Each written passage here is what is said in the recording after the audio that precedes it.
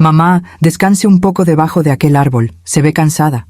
Esas palabras todavía resuenan en mi cabeza como un eco que nunca termina de apagarse. Palabras suaves, casi cariñosas, palabras que cualquier hijo diría a su madre en un día de campo. Pero yo sé ahora lo que había detrás de esa voz, y esa verdad me persigue cada noche antes de dormir. Me llamo Wilma Ochoante, tengo 60 años, y esta historia que voy a contarte cambió para siempre la forma en que veo el amor, la familia y la sangre que compartimos. Hay momentos en la vida que parecen insignificantes cuando los vives, pero que después entiendes que fueron el principio del fin. Esa mañana de sábado, cuando mi hijo Dionisio llegó a mi casa con una canasta de mimbre y una sonrisa que no veía en su rostro desde hacía meses, yo pensé que Dios finalmente había escuchado mis oraciones. Hacía casi un año que las cosas entre nosotros se habían enfriado. Nada dramático, nada que pudiera señalar con el dedo. Solo esa distancia sutil que se cuela entre las familias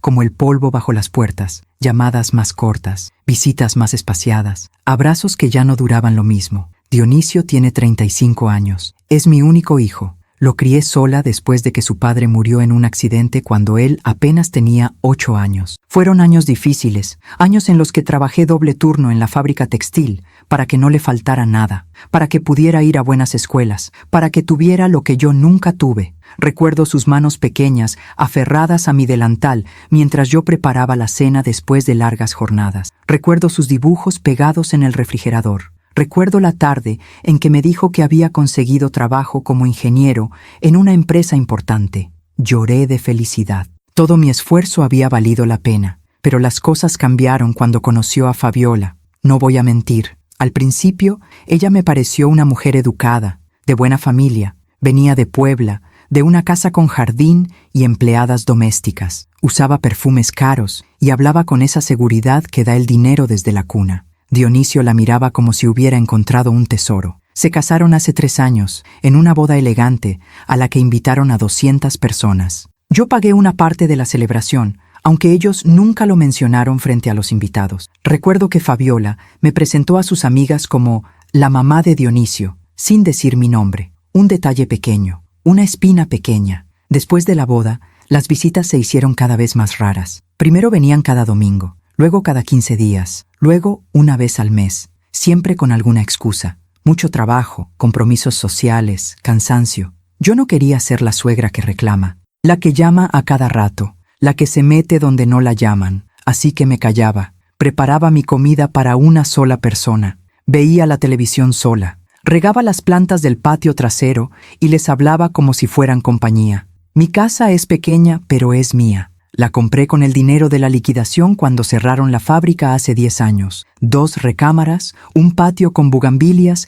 y un árbol de limón que plantó mi esposo cuando Dionisio nació. Esa casa guarda cada memoria de mi vida. Las risas, las lágrimas, los cumpleaños, las noches en vela cuando mi hijo estaba enfermo. También guarda el testamento que hice hace 5 años, donde todo lo que tengo le pertenece a Dionisio. La casa, los ahorros, las joyas de mi madre. No es mucho, pero es todo lo que construí. Esa mañana de sábado, cuando Dionisio tocó el timbre a las 9 de la mañana, mi corazón dio un salto. Hacía 2 meses que no lo veía. 2 meses en los que sus mensajes de texto eran cada vez más escuetos. Hola, mamá, ¿todo bien? Luego te marco. Abrí la puerta y ahí estaba él, con esa canasta de mimbre y una camisa clara que le quedaba perfecta. Detrás venía Fabiola, con lentes de sol grandes y un vestido floreado. Sonreía, pero era esa sonrisa que no llega a los ojos. Mamá, te tenemos una sorpresa, dijo Dionisio, dándome un beso en la mejilla.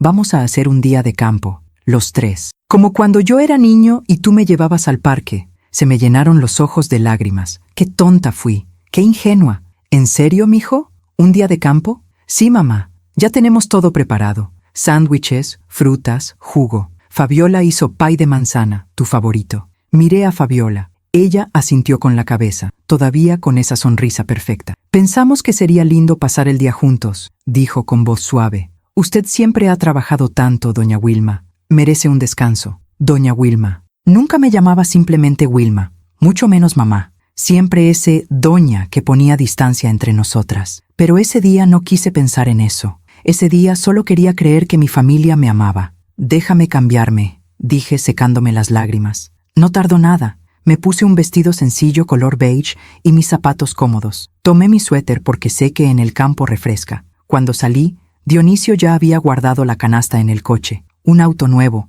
gris plata, que yo no conocía. ¿Cambiaste de coche, hijo? Sí, mamá. Nos fue bien este año. Fabiola consiguió un ascenso en su trabajo. Subí al asiento trasero. Ellos adelante. Como si yo fuera la invitada. Como si ya no fuera parte central de nada. Salimos de la ciudad.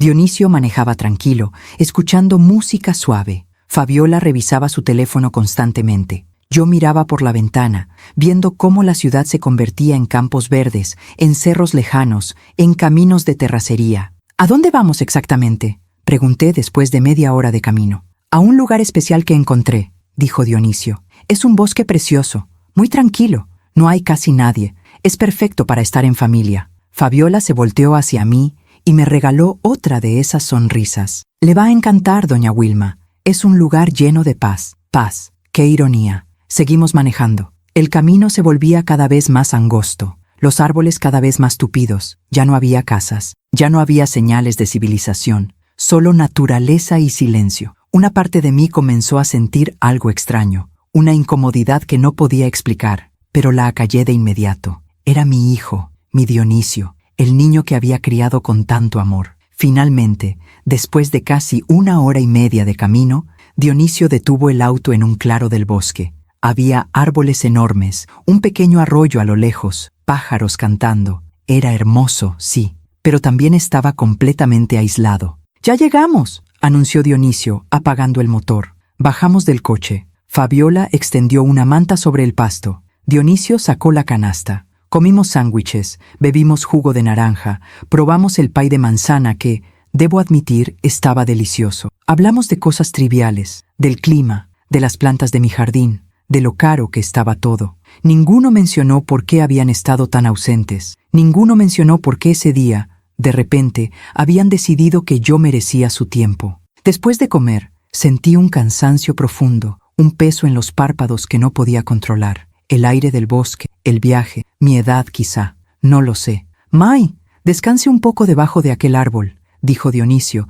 señalando un roble enorme a unos metros de distancia. «Se ve cansada». Fabiola recogía los platos con movimientos lentos, sin mirarme. «Sí, doña Wilma, nosotros recogemos todo. Usted relájese un rato». Me levanté con dificultad.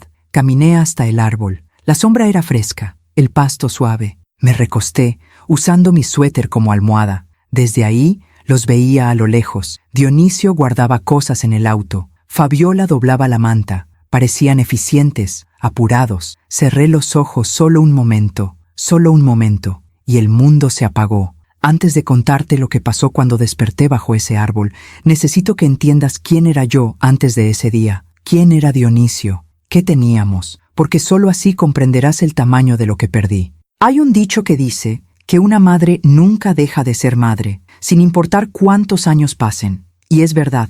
Dionisio tiene 35 años, pero cuando cierro los ojos, todavía puedo verlo con 6 años, sentado en la mesa de la cocina, con chocolate en las mejillas, pidiéndome que le cuente otra vez la historia de cómo su papá y yo nos conocimos. Mi esposo, Rubén, era electricista. Tenía manos fuertes y una risa que llenaba toda la casa. Nos conocimos en una fiesta del pueblo cuando yo tenía 22 años. Él tenía 25. No fue amor a primera vista, no. Fue algo más lento, más profundo, como cuando plantas un árbol y lo ves crecer con los años. Nos casamos 6 meses después. Rentamos una casa pequeña en la colonia Guerrero. Él trabajaba en una empresa de instalaciones eléctricas. Yo ayudaba en la tienda de abarrotes de mi tía. No teníamos mucho, pero teníamos sueños. Y eso, en ese entonces, parecía suficiente. Dionisio nació 3 años después de nuestra boda. Fue un parto difícil. Estuve en trabajo de parto casi 18 horas. Pero cuando finalmente lo tuve en mis brazos, cuando vi esos ojos oscuros mirándome como si yo fuera su mundo entero, entendí para qué había nacido yo. Los primeros años fueron hermosos. Rubén llegaba del trabajo cubierto de polvo y cables, pero siempre con energía para cargar a Dionisio, para hacerlo volar por el aire mientras el niño reía a carcajadas. Yo preparaba cenas sencillas, sopa de fideo, picadillo, frijoles refritos. Cenábamos los 3 juntos, siempre. Era nuestra regla sagrada. Dionisio era un niño curioso. Preguntaba por todo, ¿Por qué el cielo es azul? ¿Por qué los pájaros vuelan? ¿Por qué tenemos que dormir? Rubén le respondía con paciencia infinita, inventando explicaciones cuando no sabía la respuesta real. Yo los escuchaba desde la cocina, secando los platos, sintiéndome la mujer más afortunada del mundo. Teníamos una rutina. Los domingos íbamos al mercado los tres. Dionisio caminaba entre nosotros, tomado de nuestras manos, saltando sobre los charcos cuando llovía. Comprábamos verduras, pan dulce, a veces un juguete pequeño si nos alcanzaba. Luego regresábamos a casa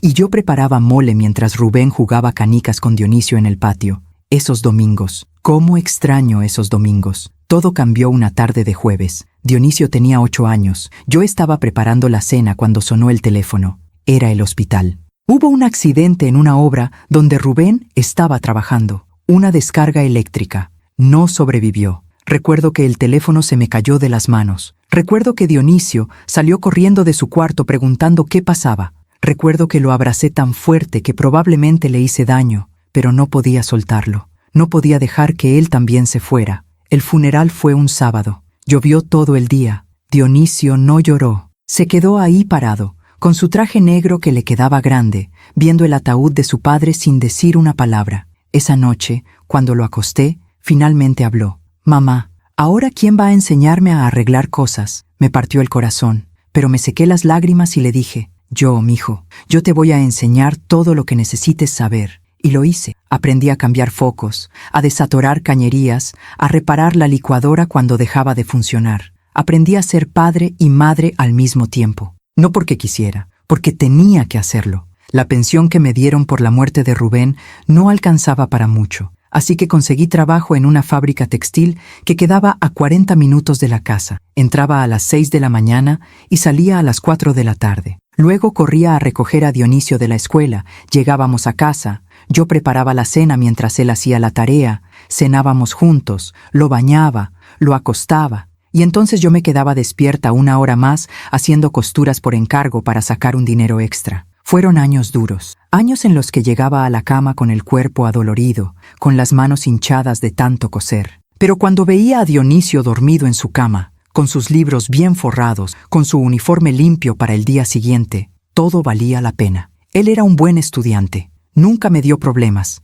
hacía su tarea sin que se lo pidiera, ayudaba en la casa sin protestar. Los viernes, cuando yo llegaba más cansada que de costumbre, él ya había barrido el patio y puesto la mesa. «Para que descanses un poco, mamá», decía con esa sonrisa tímida que me derretía el corazón. Cuando cumplió 15 años, quiso trabajar. Dijo que quería ayudarme con los gastos, pero yo no lo permití. «Tu único trabajo es estudiar», le dije. «Vas a terminar la preparatoria, vas a ir a la universidad, vas a ser alguien en la vida, vas a tener lo que yo nunca tuve». Y así fue. Se esforzó. Sacó buenas calificaciones. Consiguió una beca para estudiar ingeniería civil en una universidad pública. Yo lloré el día que recibió la carta de aceptación. Lloré de felicidad, de orgullo, de alivio. Durante sus años de universidad, trabajé turnos dobles siempre que pude. Quería que él se concentrara en sus estudios, que no tuviera que preocuparse por pagar pasajes o comprar libros. Me sacrifiqué. Dejé de comprar ropa nueva para mí.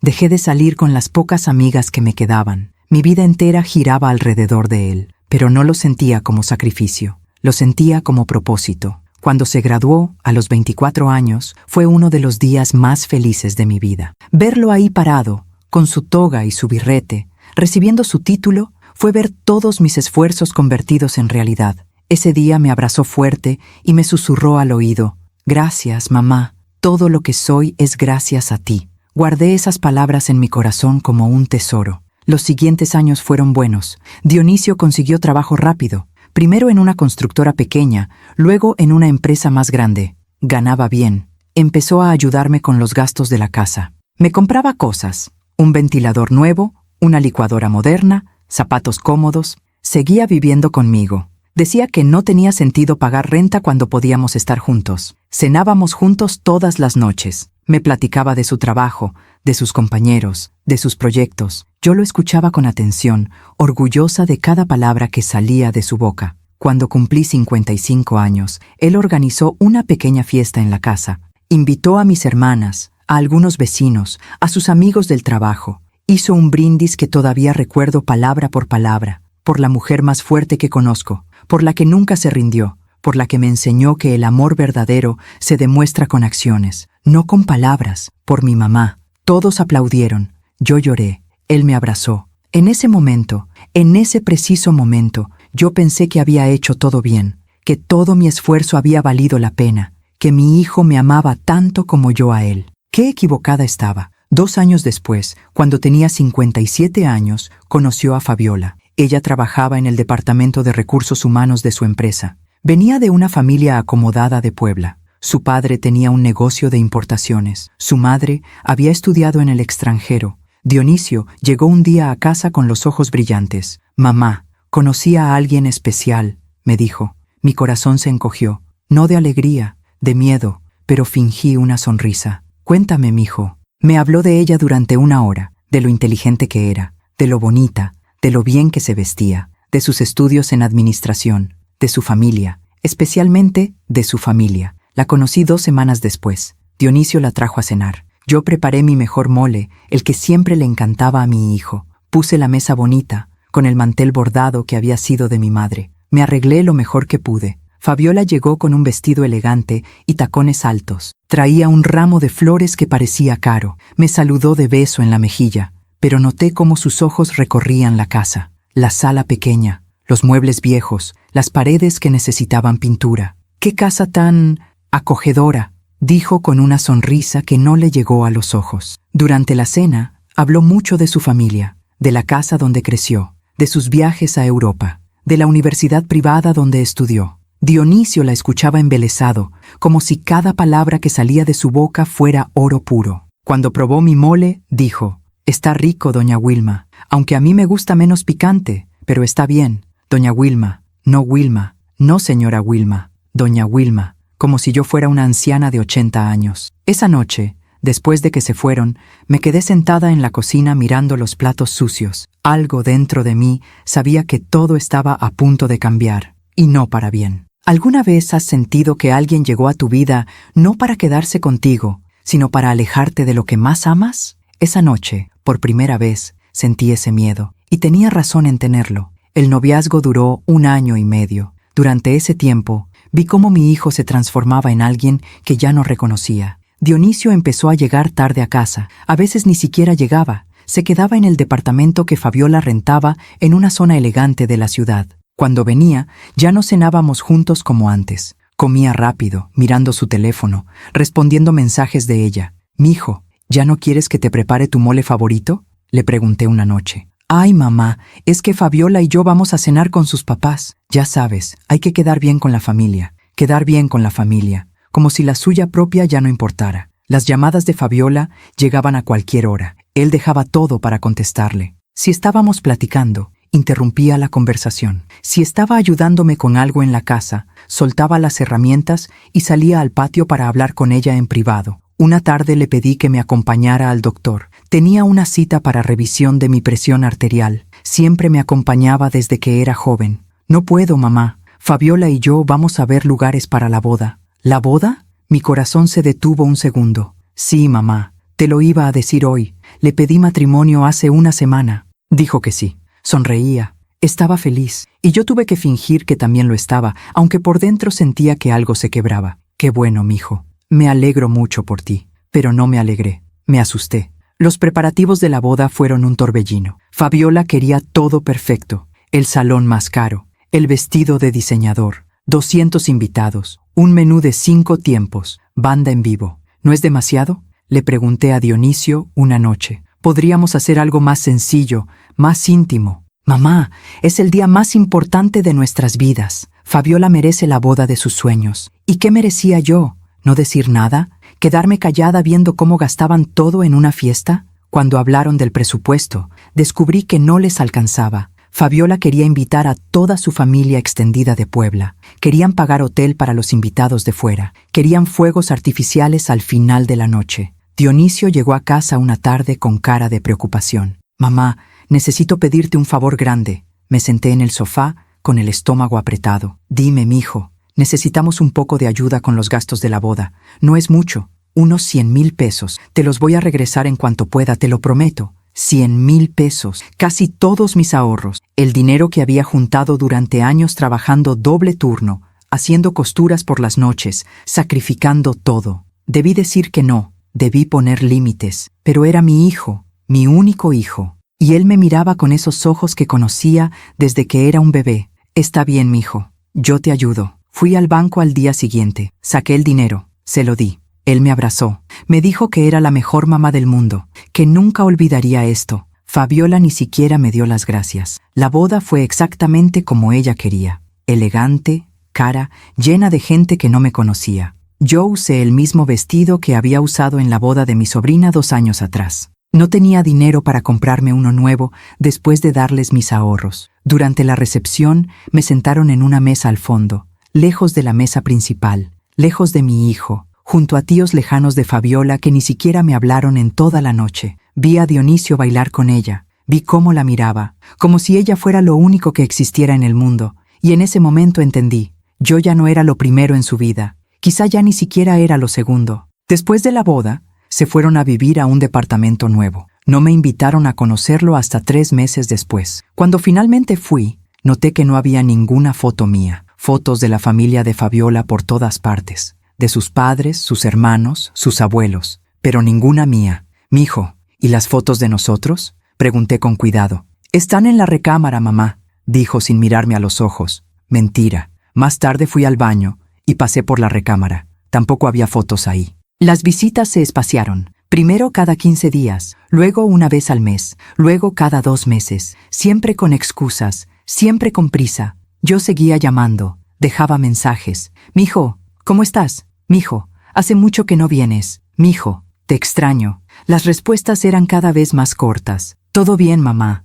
Ahorita estamos ocupados. Luego te marco. Nunca marcaba. ¿Sabes lo que duele? No es que te griten, no es que te insulten. Es que poco a poco te hagan invisible, como si fueras un mueble viejo que ya no sirve, como si todo lo que diste, todo lo que sacrificaste, no valiera nada. Y entonces llegó aquel sábado, el día del piquenique, el día que pensé que finalmente me habían recordado, el día que cambió todo para siempre. Cuando abrí los ojos, lo primero que sentí fue frío, un frío que me calaba hasta los huesos. El sol ya no estaba donde lo recordaba, la luz era diferente. Más tenue, más lejana. Me incorporé con dificultad. Mi cuerpo estaba rígido, adolorido. ¿Cuánto tiempo había dormido? ¿1 hora? ¿2? Miré hacia donde habíamos extendido la manta. No había nada. La manta no estaba. La canasta no estaba. Dionisio y Fabiola no estaban. ¿Mijo? Llamé, con la voz todavía ronca del sueño. Silencio.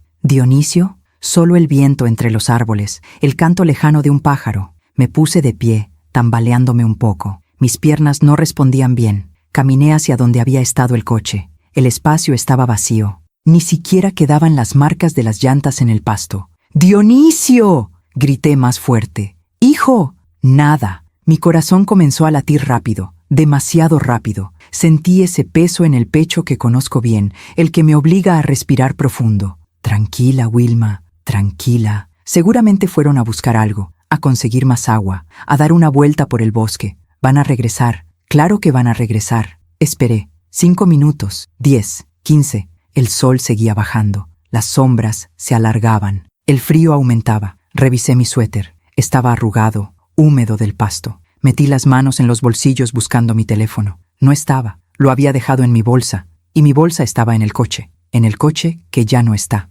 No, no, no, susurré, sintiendo cómo el pánico empezaba a trepar por mi garganta. Caminé en círculos, buscando algo, lo que fuera, un rastro, una señal, pero no había nada, solo árboles, pasto, ese arroyo a lo lejos y un silencio que me aplastaba. Volví al árbol donde había dormido, me senté de nuevo, tratando de pensar con claridad. Se fueron a dar una vuelta, van a regresar. Mi hijo no me dejaría aquí, no puede ser, pero pasó otra media hora, y luego otra, y no regresaron. La luz del día comenzaba a desvanecerse. En el bosque, el atardecer llega más rápido. Los árboles bloquean el sol. Todo se vuelve gris, después morado, después negro. No podía quedarme ahí. Tenía que moverme. Me puse de pie y comencé a caminar en la dirección por donde habíamos llegado. O al menos, en la dirección que yo creía recordar. Todos los árboles se veían iguales. Todos los caminos parecían llevar a ninguna parte. Caminé durante lo que parecieron horas. Mis zapatos cómodos ya no eran tan cómodos. Me dolían los pies. Me dolían las piernas, me dolía el pecho de tanto respirar con dificultad.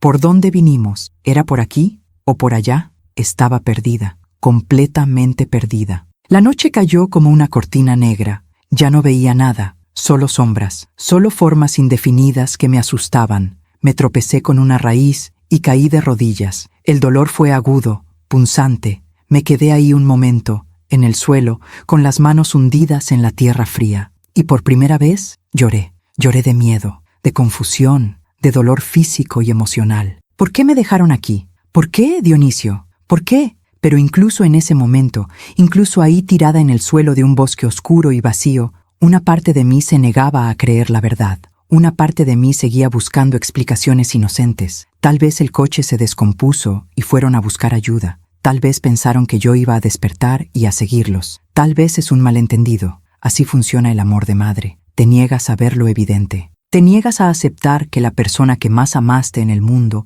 pueda hacerte daño. Me puse de pie de nuevo. Seguí caminando. No tenía otra opción. No sé cuánto tiempo más caminé. 1 hora, 2. El tiempo perdía sentido en esa oscuridad. Y entonces, a lo lejos, vi una luz, pequeña, intermitente, pero una luz al fin. Corrí hacia ella con las últimas fuerzas que me quedaban. Era una carretera pequeña, de 2 carriles, pero una carretera. Me paré en medio del camino, agitando los brazos. El primer coche no se detuvo. Pasó de largo a toda velocidad.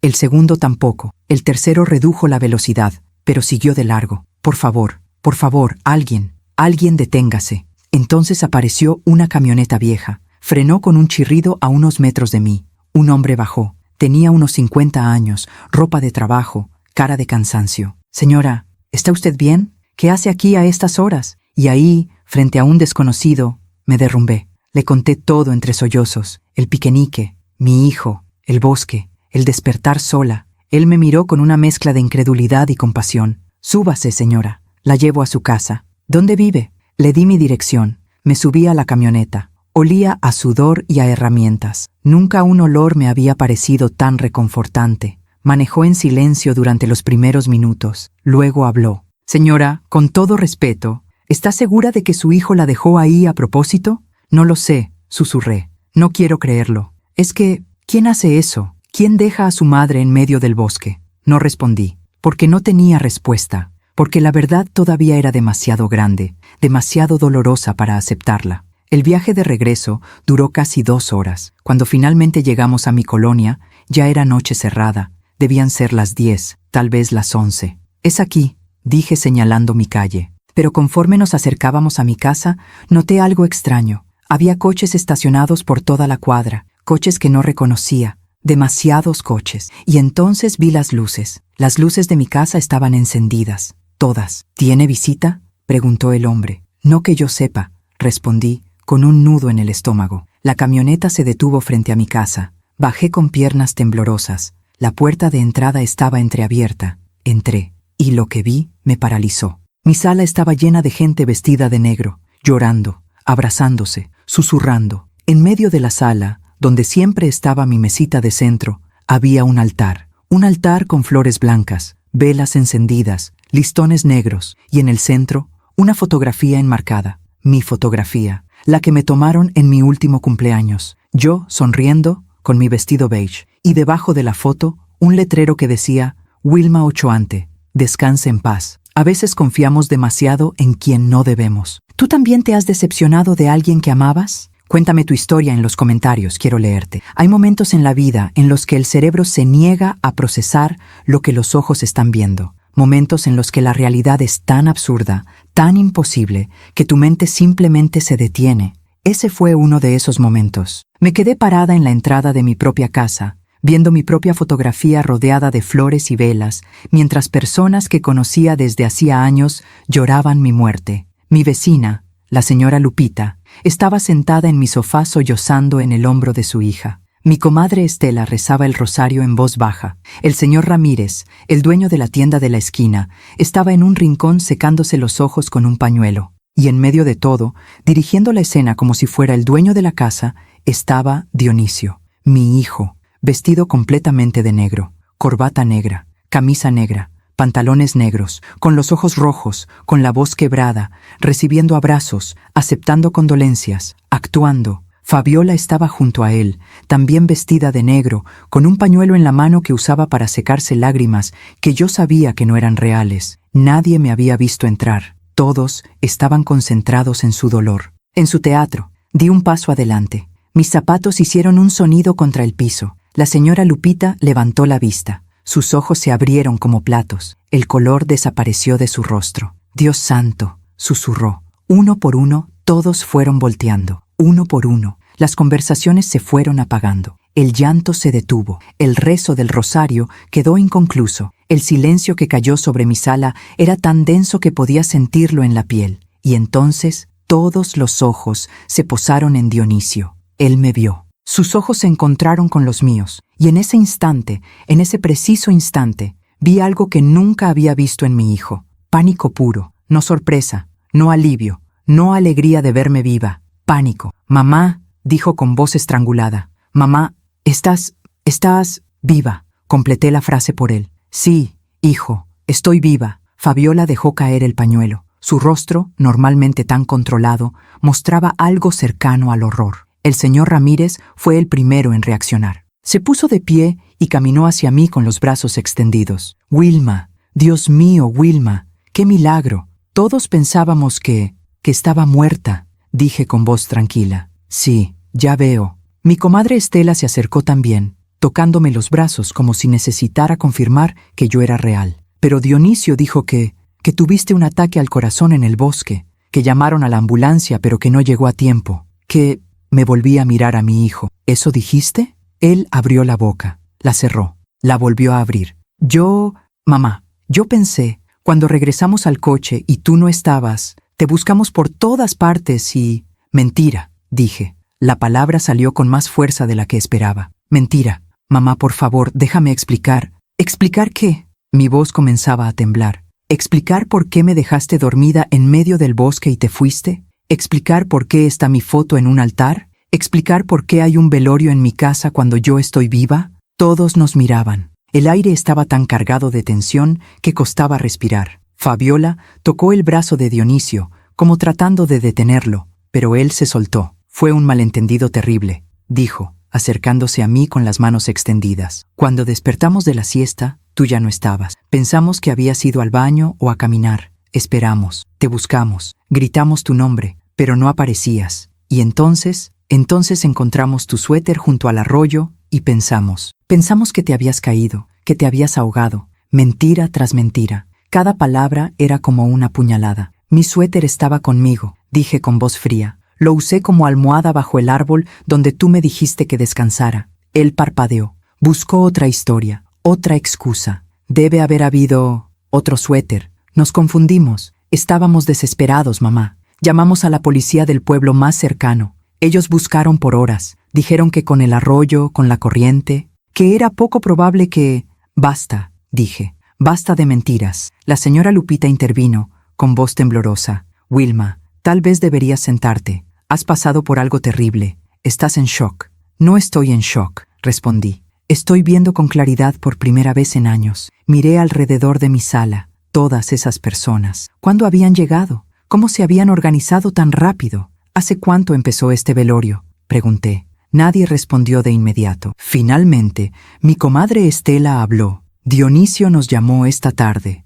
como a las 5. Dijo que habías tenido el ataque alrededor del mediodía, que había sido muy rápido, que no sufriste. 5 de la tarde, apenas unas horas después de que me dejaran en el bosque. Ni siquiera esperaron a que oscureciera. Ni siquiera esperaron un día. Ya tenían todo planeado. ¿Y el acta de defunción?, pregunté mirando directamente a Dionisio. Porque para hacer un velorio, para que toda esta gente esté aquí llorando, debe haber un acta de defunción. ¿O también inventaste eso? Su silencio fue respuesta suficiente. Fabiola dio un paso adelante. Su voz sonaba firme, pero yo podía ver el temblor en sus manos. Doña Wilma, entiendo que está molesta. Ha sido un día horrible para todos, pero debe entender que su hijo actuó de buena fe. Pensamos que la habíamos perdido. El dolor era real. La miré a los ojos. Esos ojos que siempre me habían mirado con desdén apenas disimulado. ¿Dolor real?, repetí. ¿Dolor real es organizar un velorio sin cuerpo?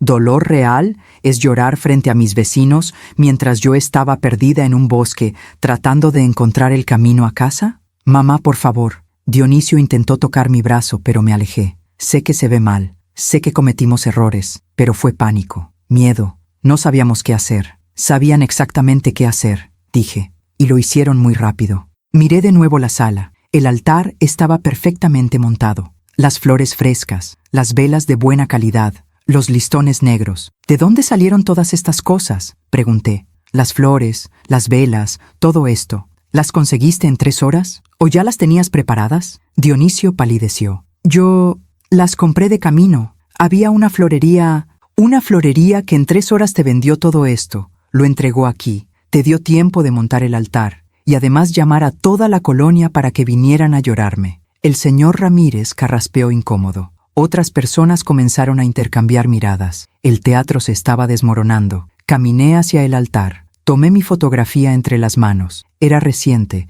de mi cumpleaños número 60 apenas hace 2 meses. Dionisio la había tomado. Yo estaba sonriendo, feliz porque él había venido a visitarme ese día. Qué irónica es la vida. Esa foto de felicidad ahora era mi retrato mortuorio. ¿Sabes qué es lo que más duele?, dije, todavía mirando mi propia cara en el marco. No es que me hayas dejado en el bosque, no es que hayas organizado este circo, es que en ningún momento ni por un segundo pensaste en buscarme de verdad. Me volví hacia él. Las lágrimas finalmente comenzaban a rodar por mis mejillas, pero mi voz se mantenía firme. Si realmente hubieras pensado que me había pasado algo, habrías vuelto. Habrías llamado a una verdadera búsqueda y rescate. Habrías movido cielo y tierra para encontrarme, pero no lo hiciste, porque no querías encontrarme. Eso no es cierto. Su voz era apenas un susurro. Entonces dime, hijo, dime la verdad.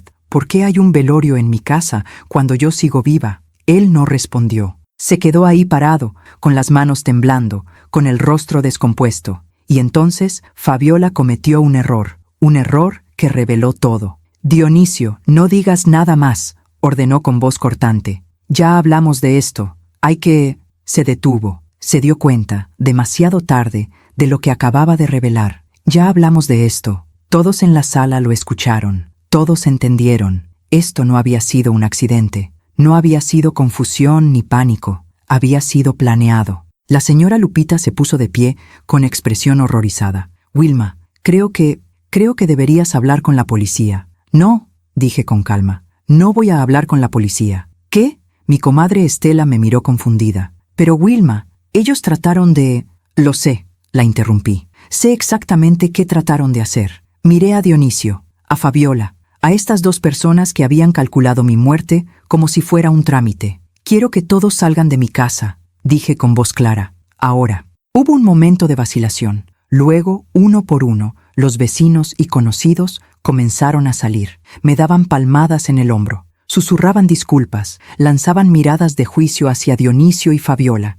En 5 minutos, la sala se vació. Solo quedamos nosotros 3. Dionisio seguía parado en el mismo lugar, como una estatua. Fabiola se había movido hacia la puerta, calculando su escape. Mamá, yo puedo explicar todo, comenzó él. Si tan solo me dejaras... ¿Explicar qué? Lo interrumpí. ¿Explicar que me abandonaste para morir? ¿Explicar que organizaste mi funeral antes de siquiera confirmar mi muerte? ¿Explicar que ya estabas planeando quedarte con mi casa, con mis cosas, con mi herencia? No es así. No fue...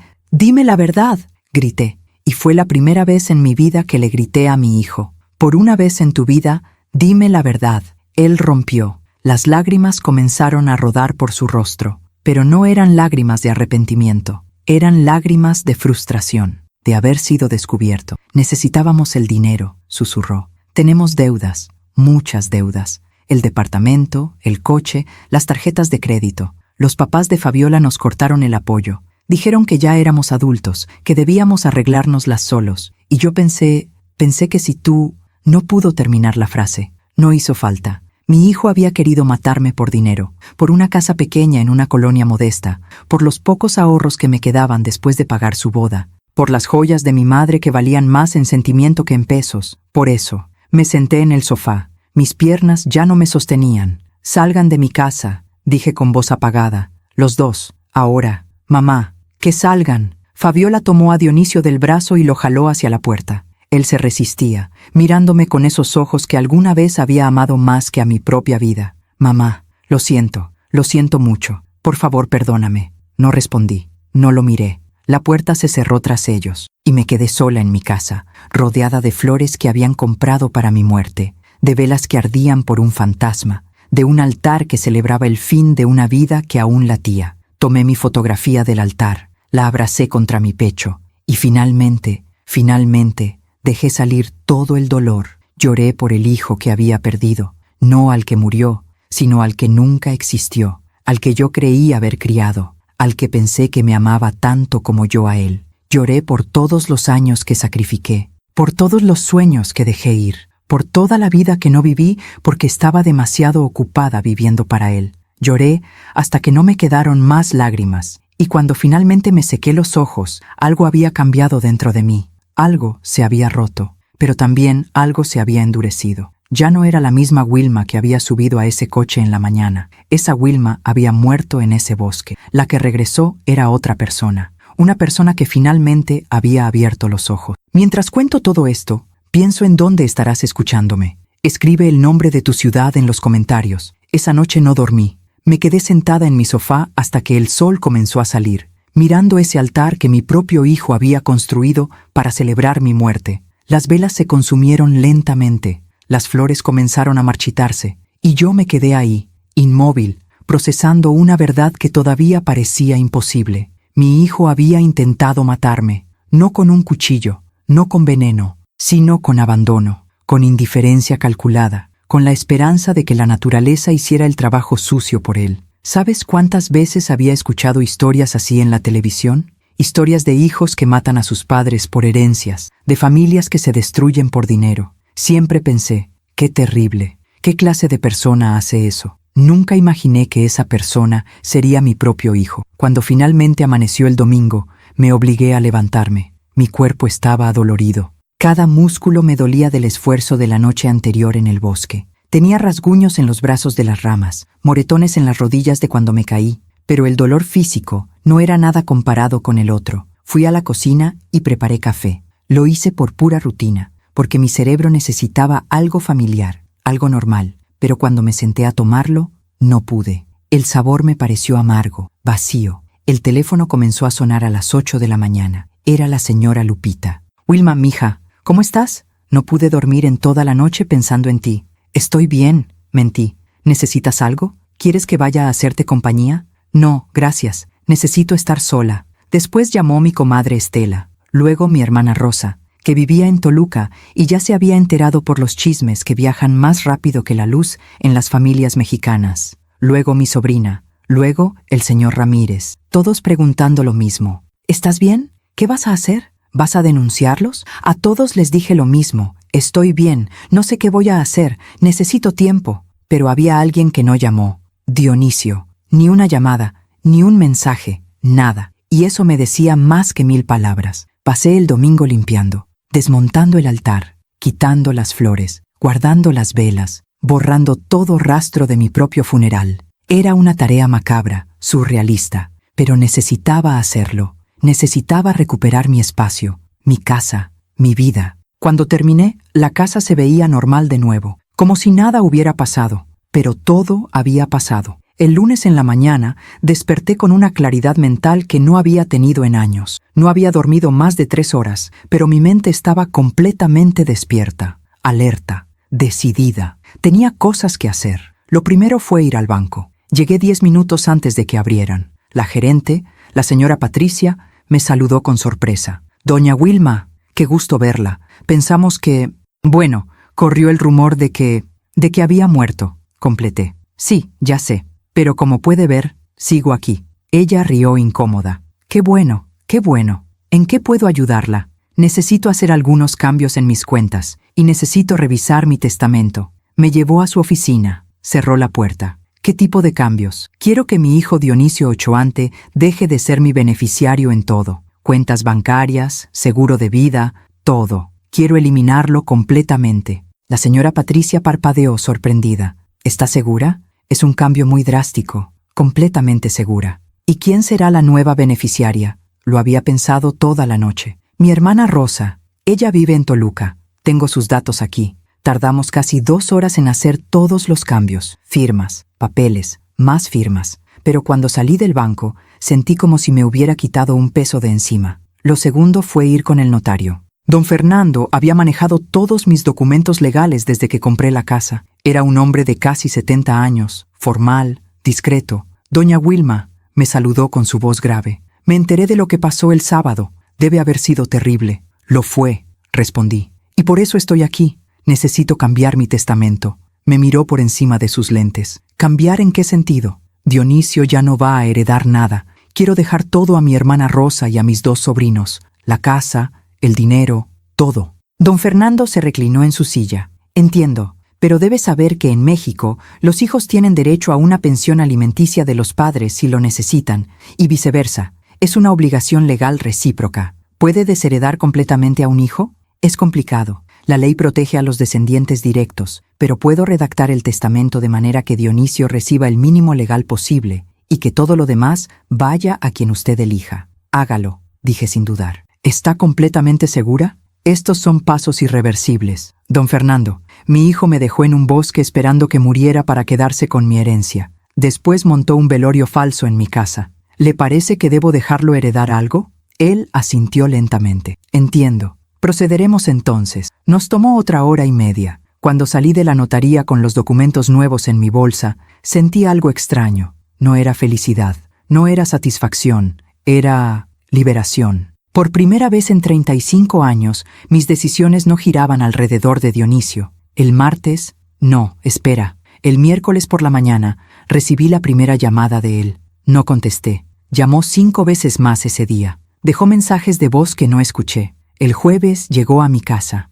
Yo estaba regando las plantas del patio cuando escuché que tocaban el timbre. Miré por la ventana. Era él, solo, sin Fabiola. Se veía terrible, ojeras profundas, barba de varios días, ropa arrugada. Tocó de nuevo. Luego comenzó a golpear la puerta. Mamá, por favor, sé que estás ahí. Por favor, déjame explicarte. Déjame hablar contigo. No abrí. Mamá, por favor. Solo 5 minutos. Los vecinos comenzaban a asomarse. La señora Lupita salió a su jardín, preocupada. Wilma, ¿todo bien? Todo bien, Lupita. Ya se va. Dionisio se volteó hacia mí, hacia la ventana donde yo estaba. Mamá, por favor, cometí un error, el peor error de mi vida. Pero sigo siendo tu hijo, sigo siendo yo, sigo siendo tu hijo. Esas palabras que alguna vez me habrían derretido el corazón, ahora me sonaban huecas, vacías, manipuladoras. Vete, Dionisio, dije desde adentro con voz firme. Vete antes de que llame a la policía.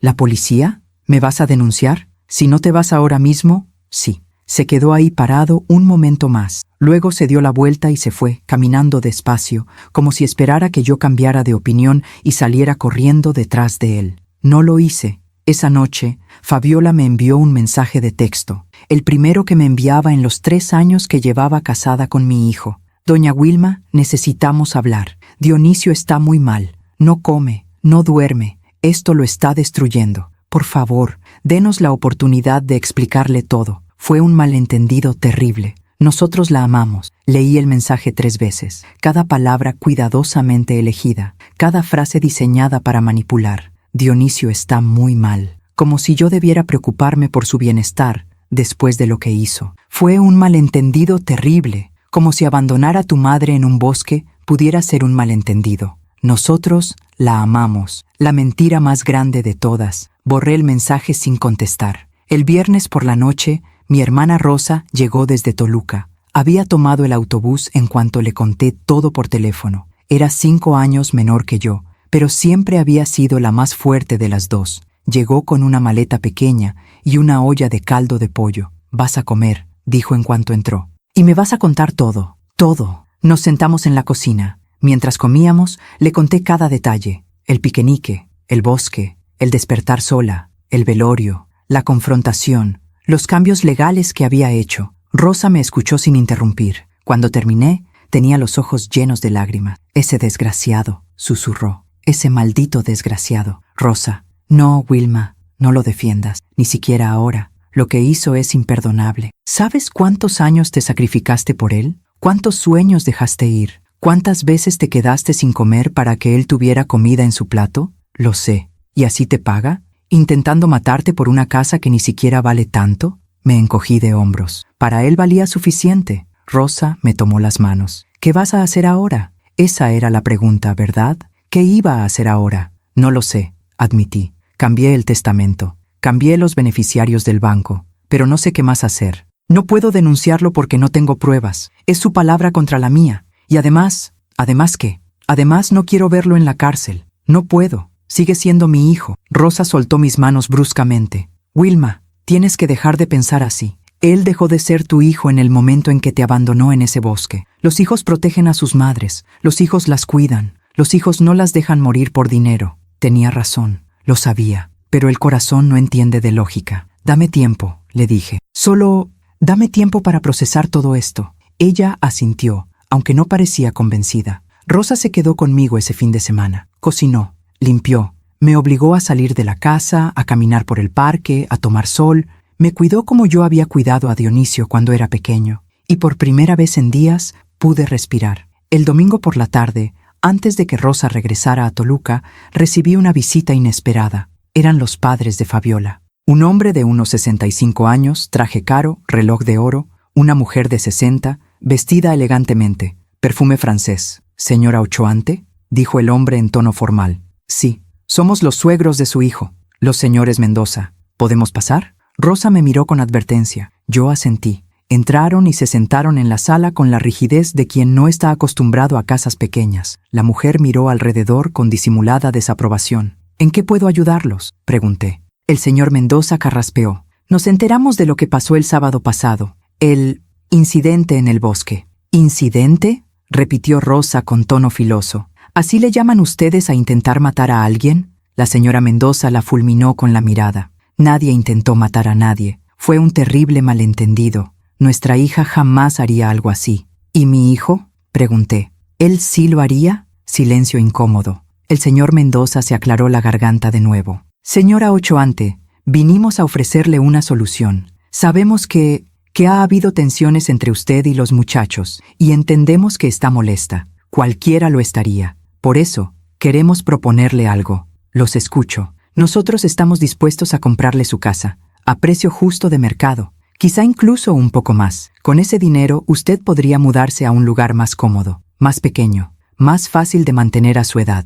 ¿Y los muchachos? Bueno, ellos necesitan estabilidad. Un lugar propio». Me quedé mirándolo fijamente. «¿Me está pidiendo que venda mi casa?». «Se lo estamos proponiendo», corrigió la señora Mendoza con tono suave pero firme. «Para el bien de todos». Rosa se puso de pie. «Creo que es momento de que se vayan». «Espera, Rosa», dije. Me puse de pie también, mirando a los Mendoza directamente. «Déjeme ver si entendí bien. Ustedes quieren que yo venda la casa que compré con el sudor de mi frente. La casa por la que trabajé 30 años en una fábrica, para dársela a su hija y a mi hijo, quienes hace menos de una semana me abandonaron en un bosque esperando que muriera». «Eso es una exageración», dijo la señora Mendoza. «Fabiola dice que...». «No me importa lo que diga Fabiola», la interrumpí. «Sé lo que pasó. Yo lo viví». El señor Mendoza se puso de pie también. «Señora Ochoante, sea razonable. Piense en su futuro. Piense en su familia». «Estoy pensando en mi futuro»,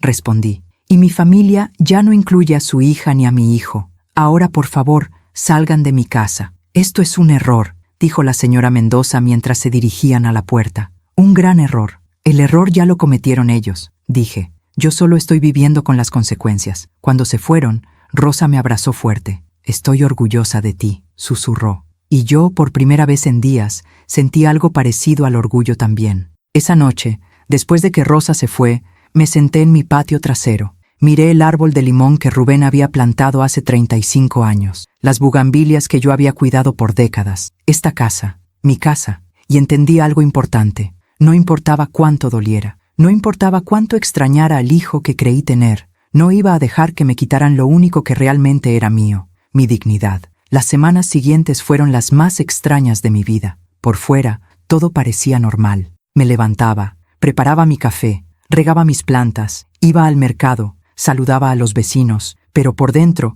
era como si habitara un mundo diferente, un mundo donde todo lo que había creído verdadero se había revelado como mentira. Dionisio seguía llamando, Al principio todos los días, luego día por medio, luego una vez por semana. Yo nunca contestaba, dejaba que las llamadas entraran al buzón de voz. A veces, en momentos de debilidad, escuchaba los mensajes. Mamá, por favor, déjame explicarte. Mamá, te extraño. La casa se siente vacía sin ti. Mamá, Fabiola y yo estamos teniendo problemas. Te necesito. Cada mensaje era una manipulación, cada palabra cuidadosamente diseñada para tocar mi corazón de madre. Y lo peor es que funcionaban. Cada vez que escuchaba su voz, algo dentro de mí se quebraba un poco más, pero no lo llamaba de vuelta. Un lunes por la mañana, 3 semanas después del incidente, estaba en el mercado comprando jitomates cuando vi a Fabiola. Estaba en el pasillo de las verduras, revisando aguacates. Llevaba ropa deportiva cara y lentes de sol grandes. No me vio de inmediato. Podría haberme ido. Podría haber dado la vuelta y evitado el encuentro. Pero algo dentro de mí se negó a huir. Caminé directamente hacia ella. Fabiola. Se volteó. Incluso con los lentes oscuros, vi cómo su cuerpo se tensaba. Doña Wilma, yo no esperaba encontrarla aquí. Es mi mercado. Vengo aquí desde hace 30 años. Se quitó los lentes. Tenía ojeras. Se veía cansada. Bien. Necesitamos hablar, dijo con voz baja. Por favor, hay cosas que usted no entiende. ¿Qué no entiendo?, pregunté. ¿Que mi hijo y tú planearon abandonarme en un bosque? ¿Que organizaron mi funeral sin estar segura de que yo había muerto? ¿Qué parte exactamente no entiendo? Una señora que compraba naranjas nos miró con curiosidad. Fabiola bajó aún más la voz. No fue así. Fue desesperación. Usted no sabe la presión bajo la que estábamos, las deudas, los problemas con mi familia, todo. ¿Y eso justifica lo que hicieron? No, claro que no. Pero necesitamos ayuda, doña Wilma. Su hijo la necesita. Está destruido. No come. No duerme. Está cayendo en una depresión terrible. La miré fijamente. ¿Y esperas que yo sienta lástima por él? Espero que recuerde que es su madre. Algo en su tono me hizo hervir la sangre. Esa manera condescendiente de decirlo. Como si yo hubiera olvidado mi papel. Como si yo fuera la que estaba fallando. Soy su madre, dije con voz fría. Y por eso trabajé como esclava durante 30 años, para darle una vida mejor. Por eso me desvelé cuidándolo cuando estaba enfermo. Por eso me olvidé de mí misma, para que él pudiera tener todo. Pero ser madre no significa ser tonta. Y no voy a dejar que me manipules con culpa. No estoy tratando de manipularla. Sí lo estás, la interrumpí. Exactamente como lo has estado haciendo desde que entraste en esta familia, alejándolo de mí, llenándole la cabeza de ideas, haciéndole creer que yo era un estorbo, que mi casa era muy pequeña, que mi forma de vida no era suficiente para ustedes. Eso no es verdad. ¿No? Entonces dime, Fabiola, ¿cuántas veces en estos 3 años me invitaste a su casa? ¿Cuántas veces llamaste solo para saber cómo estaba? ¿Cuántas veces me trataste como familia y no como la suegra que tolerabas porque no te quedaba de otra? No respondió. Su silencio era respuesta suficiente. Dionisio era un buen hijo antes de conocerte. Continué. Venía a visitarme. Me hablaba por teléfono. Se preocupaba por mí. Pero tú llegaste y todo cambió. Poco a poco, lo alejaste. Lo convenciste de que su propia madre era menos importante que tu familia, que tus amigos, que tu estilo de vida. Dionisio es un adulto, dijo Fabiola, recuperando su tono defensivo. Toma sus propias decisiones. Sí, las toma. Y la decisión que tomó fue abandonarme en un bosque. Esa decisión es irreversible, Fabiola. No hay perdón para eso. Todos cometemos errores. Esto no fue un error. Mi voz se elevó. Esto fue una decisión calculada. Ustedes planearon ese piquenique. Eligieron un lugar aislado. Me dejaron dormida y se fueron. Y antes de que siquiera oscureciera, ya tenían mi velorio montado en mi casa. Eso no es un error. Eso es premeditación. Una lágrima rodó por su mejilla. Pero yo ya no sentía compasión. Por favor, susurró. Por favor, perdónenos. Yo fui quien convenció a Dionisio. Yo le dije que era la única salida. Fue mi culpa, no la de él. Ahí estaba, la verdad, finalmente. Lo sabía, dije. Sabía que esto había sido idea tuya. Pero él no quería. Yo lo presioné. Yo le dije que usted estaba vieja, que probablemente no duraría mucho más de todas formas, que solo estábamos adelantando lo inevitable. Cada palabra era una puñalada, adelantando lo inevitable. Así era como veían mi vida, como algo que se interponía entre ellos y el dinero que necesitaban. ¿Y Dionisio estuvo de acuerdo con eso?, pregunté. ¿Estuvo de acuerdo en adelantar lo inevitable? Ella no respondió, pero su silencio me dijo todo. Mi hijo había elegido, entre su madre y su esposa, entre lo correcto y lo conveniente, entre el amor y el dinero, y no me había elegido a mí. Ya no tengo nada más que hablar contigo, dije, dando un paso atrás. Díganle a Dionisio que deje de llamar. Díganle que cambié mi testamento. Díganle que cuando yo muera, de verdad esta vez, no va a heredar nada. Y díganle que la próxima vez que aparezca en mi puerta, voy a llamar a la policía. Me di la vuelta para irme. «Usted va a morir sola», gritó Fabiola detrás de mí. «Sin hijo, sin familia, sin nadie que la cuide. ¿Eso es lo que quiere?» Me detuve, me volteé. Prefiero morir sola con dignidad que vivir rodeada de personas que desean mi muerte. Salí del mercado sin comprar nada. Mis manos temblaban. Mi corazón latía demasiado rápido, pero por primera vez sentí que había dicho todo lo que necesitaba decir. Esa tarde, Dionisio apareció en mi casa. No tocó el timbre. Simplemente se quedó parado afuera, en la banqueta, mirando la puerta. Yo lo vi desde la ventana. Se veía peor que la última vez, más delgado, más pálido, como si no hubiera dormido en días. Una parte de mí, esa parte de madre que 35 años de amor no pueden borrar, quiso salir corriendo, quiso abrazarlo, quiso decirle que todo estaría bien, pero no lo hice. Me quedé detrás de la cortina observándolo. Después de 10 minutos, sacó su teléfono y marcó. Mi teléfono comenzó a sonar. No contesté. Dejó un mensaje. No lo escuché. Se quedó ahí parado otros 20 minutos. Luego se sentó en la banqueta. Luego se recostó contra la pared. Pasó 1 hora, 2. Los vecinos comenzaron a notar. La señora Lupita salió a barrer su entrada solo para tener excusa de mirarlo. El señor Ramírez pasó caminando a su perro 2 veces, observando. Finalmente, cuando ya oscurecía, Dionisio se puso de pie. Miró hacia mi ventana una última vez y se fue. Esa noche no pude dormir. Me quedé mirando el techo, pensando en todo, en los años buenos, en los momentos felices, en el niño que alguna vez fue y en el hombre en que se convirtió. ¿En qué momento lo perdí? ¿Fue gradual? ¿O hubo un momento específico en que mi hijo desapareció y fue reemplazado por esta persona que no reconozco? Al día siguiente, miércoles por la mañana, recibí una carta certificada. Era de un abogado. Dionisio me estaba demandando. Leí el documento con incredulidad. Me acusaba de privación arbitraria de herencia. Argumentaba que yo lo había desheredado sin causa justificada. Pedía que un juez anulara los cambios a mi testamento y restaurara sus derechos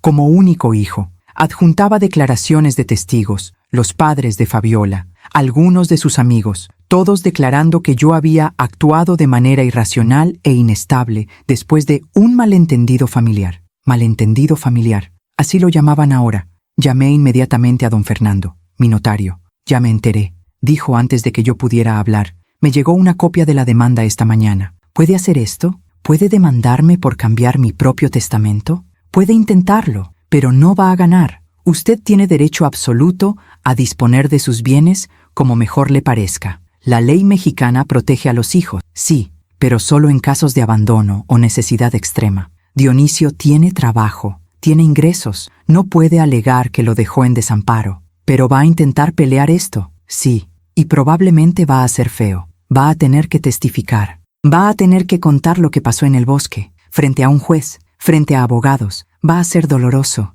No me importa, dije, aunque mi voz temblaba. Ya no me importa el dolor, solo quiero que esto termine. Va a terminar, aseguró don Fernando. Pero va a tomar tiempo. Tenía razón. Los siguientes meses fueron una pesadilla legal. Audiencias, declaraciones, documentos. El abogado de Dionisio era agresivo, pagado seguramente por los Mendoza. Me pintaba como una anciana confundida, senil, incapaz de tomar decisiones racionales. La señora Ochoante tiene 60 años, argumentó en una de las audiencias. Una edad en la que muchas personas comienzan a experimentar deterioro cognitivo. Está claro que ha sido influenciada por familiares que buscan quedarse con su patrimonio. Se refería a Rosa, mi hermana, quien me había cuidado cuando nadie más lo hizo. Yo tuve que testificar. Tuve que contar la historia del bosque frente a un juez, frente a Dionisio, frente a Fabiola y sus padres. Tuve que revivir cada momento, el piquenique, el abandono, el despertar sola, el velorio. Dionisio lloraba mientras yo hablaba, pero ya no creía en sus lágrimas. Su abogado trató de desacreditar mi historia. ¿Tiene pruebas de que su hijo la abandonó intencionalmente? ¿Fotografías? ¿Grabaciones? ¿Testigos? No, admití, pero está el velorio. Está el hecho de que montó un funeral sin cuerpo, sin acta de defunción, apenas horas después de supuestamente perderme. Mi cliente ya explicó eso. Fue el pánico de un hijo desesperado que pensaba que había perdido a su madre. Nadie organiza un velorio en 3 horas si realmente está buscando a alguien. El proceso duró 4 meses. 4 meses de audiencias, de abogados, de miradas frías entre Dionisio y yo. Finalmente, en una tarde de jueves de noviembre, el juez dictó su sentencia. Considerando los testimonios presentados, las evidencias documentales y la ley aplicable, este tribunal determina que la señora Wilma Ochoante actuó dentro de sus derechos legales al modificar su testamento. No existe evidencia de coerción, influencia indebida o incapacidad mental. La demanda del señor Dionisio Ochoante es rechazada. Los costos legales serán cubiertos por la parte demandante. Gané, pero no se sintió como una victoria. Salí del juzgado ese día y vi a Dionisio recargado contra un poste, fumando un cigarrillo. Nunca lo había visto fumar antes. Nuestras miradas se cruzaron. Él apagó el cigarrillo. Caminó hacia mí. Se detuvo a 2 metros de distancia. ¿Ya estás feliz?, preguntó con voz ronca. ¿Ya te sentiste poderosa? Esto nunca fue sobre poder. Entonces, ¿sobre qué fue? ¿Sobre castigarme? ¿Sobre hacerme pagar por un error? Fue sobre sobrevivir, respondí. Sobre recordar que mi vida tiene valor, que yo tengo valor. Sigues siendo mi madre, y tú sigues siendo mi hijo. Pero eso ya no significa lo mismo que antes. Se acercó un paso más. ¿Entonces esto es todo? ¿Así termina? ¿35 años reducidos a esto? Sentí las lágrimas quemar mis ojos, pero no las dejé caer. Terminó cuando me dejaste bajo ese árbol, dije. Todo lo demás ha sido solo consecuencias. Te odio, susurró, pero su voz se quebraba. Lo sé, respondí, y aún así, una parte de mí todavía te ama. Pero esa parte ya no es suficiente para perdonar lo imperdonable. Me di la vuelta y comencé a caminar. Mamá, me detuve. No me volteé. Algún día vas a necesitarme, dijo, y no voy a estar ahí. Lo sé, repetí, pero voy a aprender a vivir con eso. Y seguí caminando. Subí al camión. Me senté junto a la ventana. Vi cómo la ciudad pasaba frente a mí. Gente viviendo sus vidas, familias caminando juntas, madres con sus hijos. Y entendí que mi historia con Dionisio había terminado. No con perdón, no con reconciliación, sino con un corte limpio. A veces, el amor más grande que puedes dar es dejar ir, incluso cuando duele, especialmente cuando duele. Aún me pregunto si hice lo correcto. ¿Y tú? ¿Qué habrías hecho en mi lugar? Los primeros días después de la sentencia fueron extraños. No sentí alivio, no sentí triunfo, solo sentí vacío. Un vacío tan profundo que a veces me asustaba. Era como si hubiera ganado la batalla pero perdido la guerra. Como si hubiera salvado mi casa pero perdido mi hogar. Porque una casa sin familia no es realmente un hogar, ¿verdad? Era viernes por la noche cuando Rosa me llamó desde Toluca. ¿Cómo estás?, preguntó con esa voz suave que usaba cuando sabía que yo no estaba bien. Estoy aquí, respondí.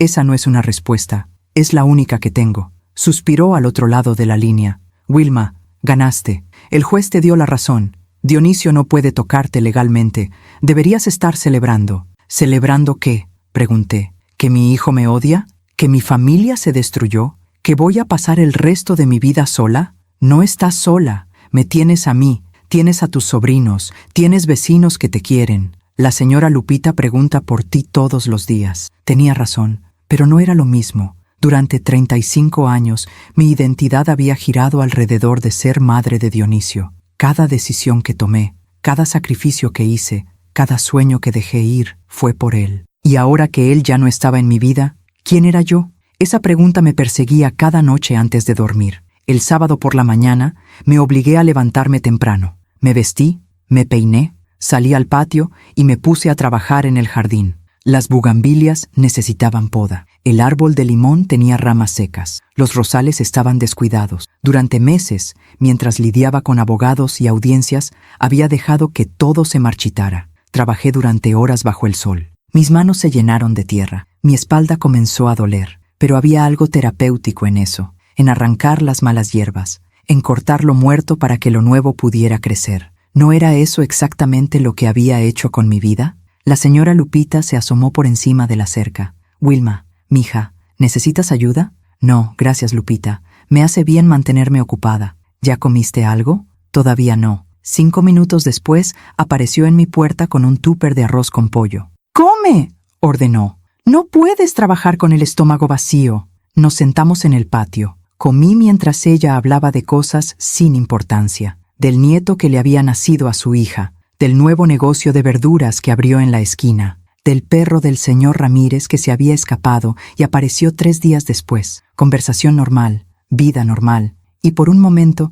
me sentí casi humana de nuevo. ¿Sabes?, dijo Lupita después de un rato. Mi hermana pasó por algo similar hace años. Su hijo la robó, se llevó sus ahorros y desapareció por 2 años. Cuando regresó pidiendo perdón, ella no lo perdonó. ¿Y se arrepintió? Al principio sí, lloró por meses, pero después encontró paz. Empezó a vivir para ella misma. Se unió a un grupo de danza folclórica, viajó a Oaxaca, hizo amigas nuevas y me dijo algo que nunca olvidé. A veces perder a alguien es la única forma de encontrarte a ti misma. Me quedé pensando en esas palabras el resto del día. Encontrarme a mí misma. ¿Quién era Wilma Ochoa antes sin Dionisio? ¿Qué me gustaba hacer? ¿Qué soñaba? ¿Qué quería de lo que me quedaba de vida? No tenía respuesta, porque había dejado de preguntarme esas cosas hace 35 años. El domingo fui a misa por primera vez en meses. Me senté en una banca al fondo de la iglesia y escuché al padre hablar sobre el perdón, sobre soltar rencores, sobre sanar heridas, pero también habló sobre límites, sobre dignidad, sobre el amor propio que Dios quiere que tengamos. Perdonar no significa permitir que te sigan lastimando, dijo. Perdonar significa liberarte del peso del odio, pero también significa protegerte de más daño. Y eso está bien, eso es sabio. Salí de la iglesia con algo parecido a claridad. Podía perdonar a Dionisio algún día, cuando mi corazón estuviera listo. Pero perdonar no significaba dejar que volviera a mi vida. No significaba olvidar lo que había hecho. No significaba regalarle mi casa, mi dignidad, mi paz mental. Perdonar significaba soltar el odio y construir algo nuevo con lo que quedaba. El lunes por la mañana tomé una decisión. Llamé a don Fernando, mi notario. Necesito hacer algo más, le dije. Algo adicional al testamento. ¿Qué tienes en mente? Quiero crear un fideicomiso, con la venta de mi casa cuando yo muera. Quiero que el dinero se use para becas educativas, para madres solteras que necesiten ayuda para mantener a sus hijos en la escuela. Quiero que algo bueno salga de todo esto. Hubo un silencio al otro lado de la línea. Wilma, eso es muy hermoso. ¿Se puede hacer? Sí. Va a requerir algunos trámites adicionales, pero se puede hacer. ¿Estás segura? Completamente segura. Nos tomó 2 semanas completar todos los documentos. Establecimos el fideicomiso. Elegimos una fundación local que administraría las becas. Especificamos los requisitos: madres solteras, estudiantes de bajos recursos, prioridad a carreras técnicas y universitarias. Cuando firmé el último documento, sentí algo que no había sentido en meses: propósito. Mi vida tenía propósito de nuevo, pero esta vez no era vivir para alguien más, era vivir para algo más grande que yo misma. En diciembre, Rosa me invitó a pasar las fiestas en Toluca con ella y sus hijos. No quiero que estés sola en Navidad, insistió. Ven, cocinaremos juntas, reiremos, haremos nuevos recuerdos. Acepté. Fue la primera Navidad en 35 años que no pasé con Dionisio, y dolió. No voy a mentir. Dolió ver a las familias reunidas, ver a madres con sus hijos adultos, ver lo que yo había perdido. Pero también había algo liberador en eso. No tenía que cocinar para agradar a nadie. No tenía que soportar comentarios pasivo-agresivos de Fabiola. No tenía que fingir que todo estaba bien cuando no lo estaba. Podía simplemente ser. La noche del 24 de diciembre, después de la cena, Rosa y yo nos sentamos en su balcón con una taza de chocolate caliente. ¿Sabes qué día es mañana?, preguntó. Navidad, sí, pero también es el día en que empiezas tu nueva vida. La vida después de Dionisio. No sé si estoy lista. Nadie está listo para empezar de nuevo, dijo, pero lo haces de todas formas, porque la alternativa es quedarte estancada en el dolor para siempre. Tenía razón. En enero cumplí 61 años. No hubo fiesta grande, solo Rosa, mis 2 sobrinos, la señora Lupita, mi comadre Estela y el señor Ramírez. Comimos pastel, platicamos, reímos, y por primera vez en mucho tiempo, la risa se sintió genuina. Mi sobrina menor, Patricia, me regaló algo inesperado,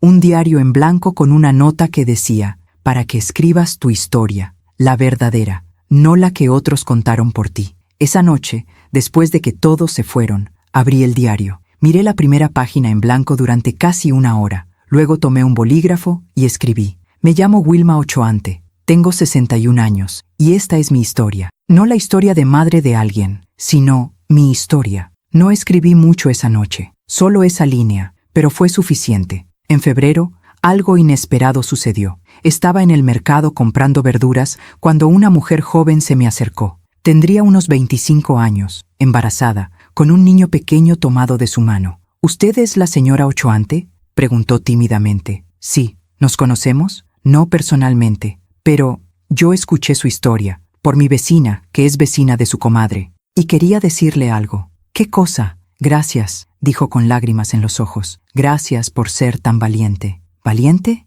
Mi mamá pasó toda su vida sacrificándose por sus hijos, trabajó hasta matarse, se olvidó de sí misma, y cuando ya no pudo trabajar más, mis hermanos la metieron a un asilo. No la visitan, no la llaman, y ella sigue diciendo que los perdona, que son sus hijos, que ella los entiende. Tragó saliva. Pero yo no la entiendo. Yo veía cómo la trataban y me daba coraje. Y entonces escuché su historia, de cómo usted puso límites, de cómo se defendió, y me hizo darme cuenta de que está bien. Está bien no aceptar el maltrato, incluso de la familia. Está bien elegirse a uno mismo. Se limpió las lágrimas. Así que gracias. Su historia me dio permiso para visitar a mi mamá y decirle que ella también merece dignidad, que ella también vale, y ahora está viviendo conmigo. No es fácil, pero es lo correcto. No supe qué decir.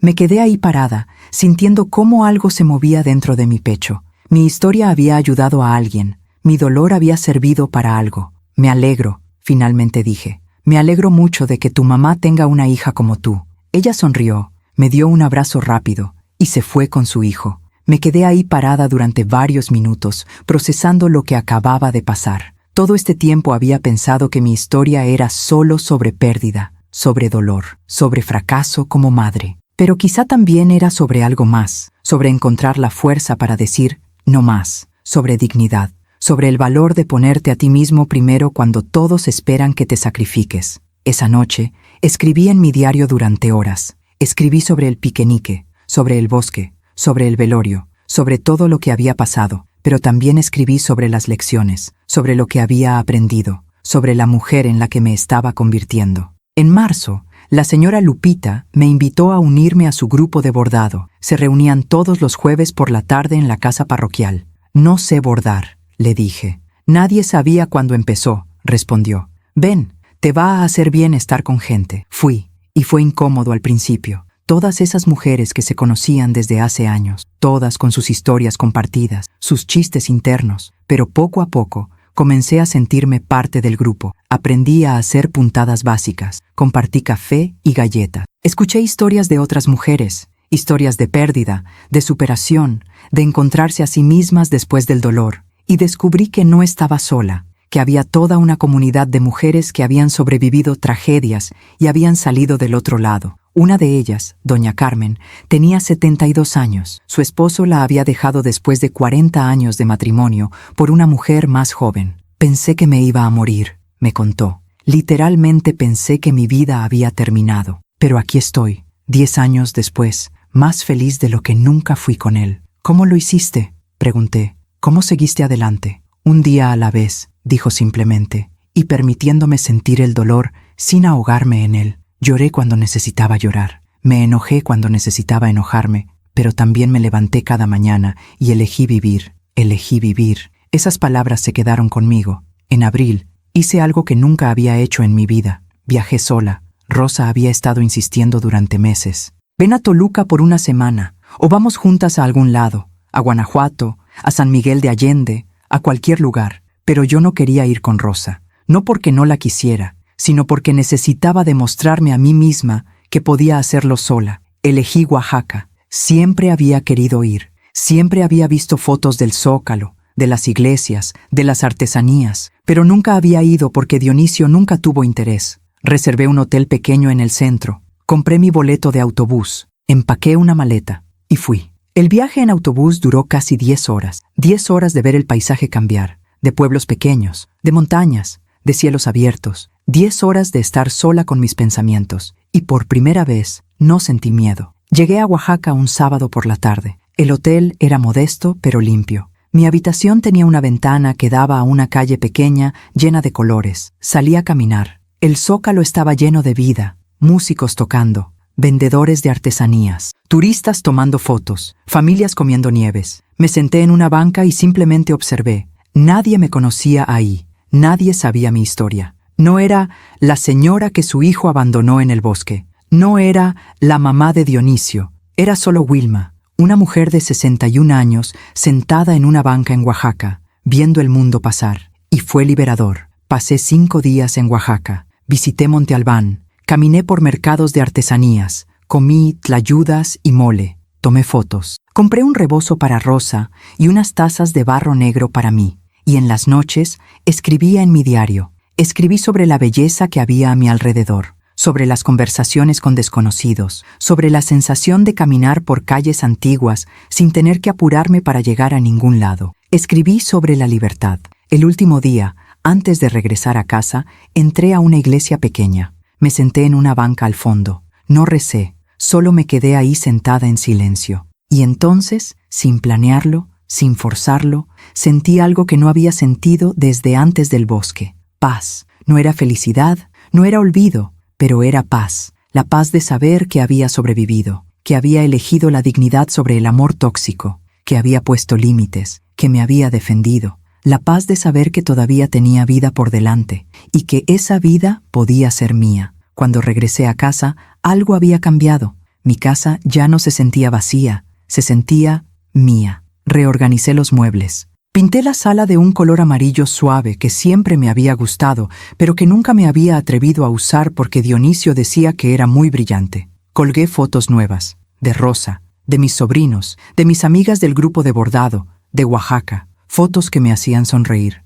En mayo recibí una carta. Era de Dionisio. Mi mano tembló cuando la abrí. Parte de mí no quería leerla, pero otra parte necesitaba saber. La carta era larga, 4 páginas escritas a mano. Comenzaba con disculpas. Lo siento muchísimo. No hay palabras para expresar lo que siento. Luego venían las explicaciones, las deudas, la presión de Fabiola, los problemas con sus suegros, el pánico, la desesperación. Pensé que no había otra salida, escribió. Pensé que si tú ya no estabas, nuestros problemas se resolverían. Pero me equivoqué en todo. La carta continuaba. Me contaba que él y Fabiola se habían separado, que él había perdido su trabajo, que estaba viviendo en un departamento pequeño, solo, tratando de reconstruir su vida. Te extraño, mamá, escribió. Extraño tu voz, extraño tu comida, extraño sentirme amado sin condiciones. Sé que no merezco tu perdón, pero si algún día, en algún momento,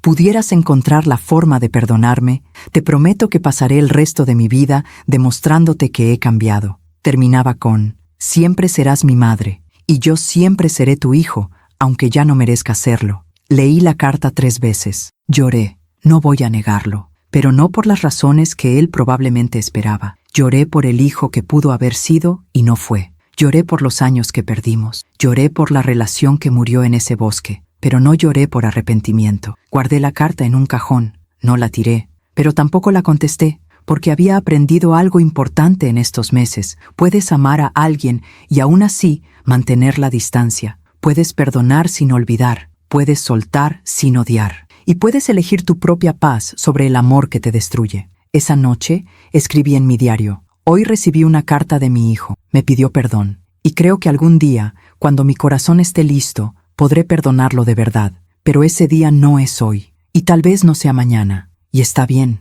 Porque mi sanación no está en una línea de tiempo, está en mi propio ritmo, y por primera vez en mi vida estoy eligiendo mi propio ritmo. Cerré el diario y miré por la ventana. El árbol de limón que Rubén había plantado hace 36 años estaba floreciendo. Nuevas flores, nueva vida, nuevo comienzo. Y yo también estaba floreciendo, diferente, cicatrizada, pero viva. Y eso era suficiente. Los meses siguientes fueron testigos silenciosos de cómo la vida tiene su propia forma de hacer justicia. No fue algo que yo busqué, no fue venganza, fue simplemente el karma haciendo su trabajo. Junio llegó con calor y con noticias. La señora Lupita tocó mi puerta un sábado por la mañana con esa expresión que tiene la gente cuando sabe algo jugoso pero no sabe si debería compartirlo. Wilma, ¿ya te enteraste? ¿De qué? De Dionisio. Y Fabiola. Mi estómago se apretó. Aunque había decidido seguir adelante con mi vida, la mención de sus nombres todavía me afectaba. No me he enterado de nada, y tampoco estoy segura de querer saber. Es que, bueno, ya es del dominio público. Todo el mundo lo está comentando, suspiré. Está bien, Lupita, cuéntame. Entramos a la cocina. Le serví café. Se sentó y comenzó su relato. Fabiola lo dejó. Hace como un mes, se fue de regreso con sus papás a Puebla. Ya sé, Dionisio me lo mencionó en su carta. Ah, pero ¿sabes por qué lo dejó? ¿Por qué? Lupita se inclinó hacia adelante, bajando la voz como si alguien pudiera escucharnos. Porque conoció a otro, un empresario rico de Puebla, y resulta que ya estaba saliendo con él desde antes de que se separara de Dionisio. La hermana de mi comadre trabaja en el mismo club social donde se vieron varias veces. Me quedé callada procesando la información. Pero espera, hay más, continuó Lupita. Resulta que Fabiola le pidió el divorcio a Dionisio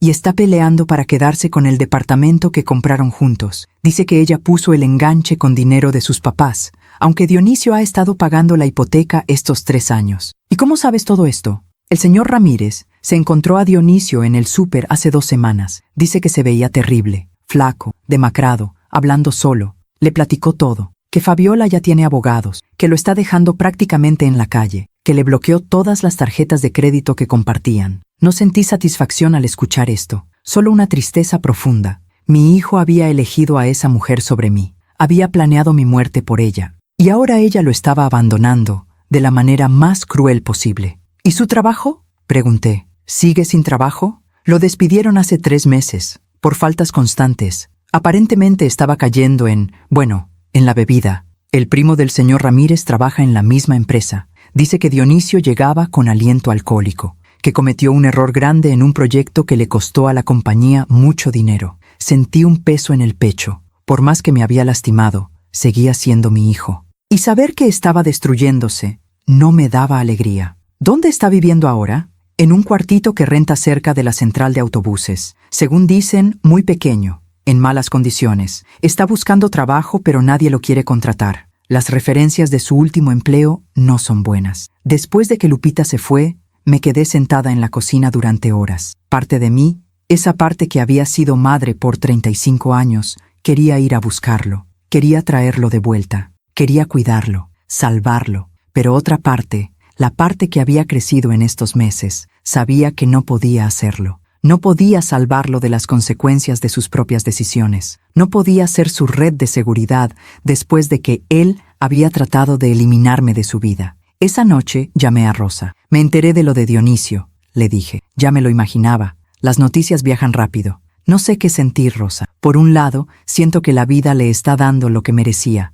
pero por otro sigue siendo tu hijo y te duele verlo sufrir. Sí, Wilma, escúchame bien. Lo que le está pasando a Dionisio no es tu responsabilidad. Él tomó decisiones, malas decisiones, y ahora está viviendo las consecuencias. Eso no es karma vengativo, es karma educativo. A veces la vida tiene que golpearnos para que aprendamos. ¿Y si nunca aprende? ¿Y si sigue cayendo? Entonces esa será su elección, no la tuya. Tú ya hiciste tu parte. Lo criaste, lo amaste, te sacrificaste por él. Pero llegó un punto en que él eligió otro camino, y tú no puedes salvarlo de sí mismo. Tenía razón, pero eso no hacía que doliera menos. En julio, el señor Ramírez me contó que había visto a Dionisio pidiendo trabajo en varias construcciones de la zona. Se ve mal, Wilma, muy mal. Traía la misma ropa sucia, no se había rasurado. Le ofrecí comprarle un taco y casi se pone a llorar de agradecimiento. ¿Le compraste el taco? Claro, no soy desalmado, pero también le dije algo. Le dije, mijo, ve a disculparte con tu madre. Ella es la única que realmente te ama en este mundo. ¿Y qué dijo él? Que tú no querías saber nada de él, que lo habías bloqueado de tu vida, que era demasiado tarde. No lo he bloqueado, dije en voz baja. Solo necesito espacio, necesito sanar, se lo dije. Le dije que el orgullo es un lujo que no se puede dar en su situación, pero ya sabes cómo son los jóvenes, tercos. Esa conversación me quedó dando vueltas durante días. ¿Era mi responsabilidad dar el primer paso?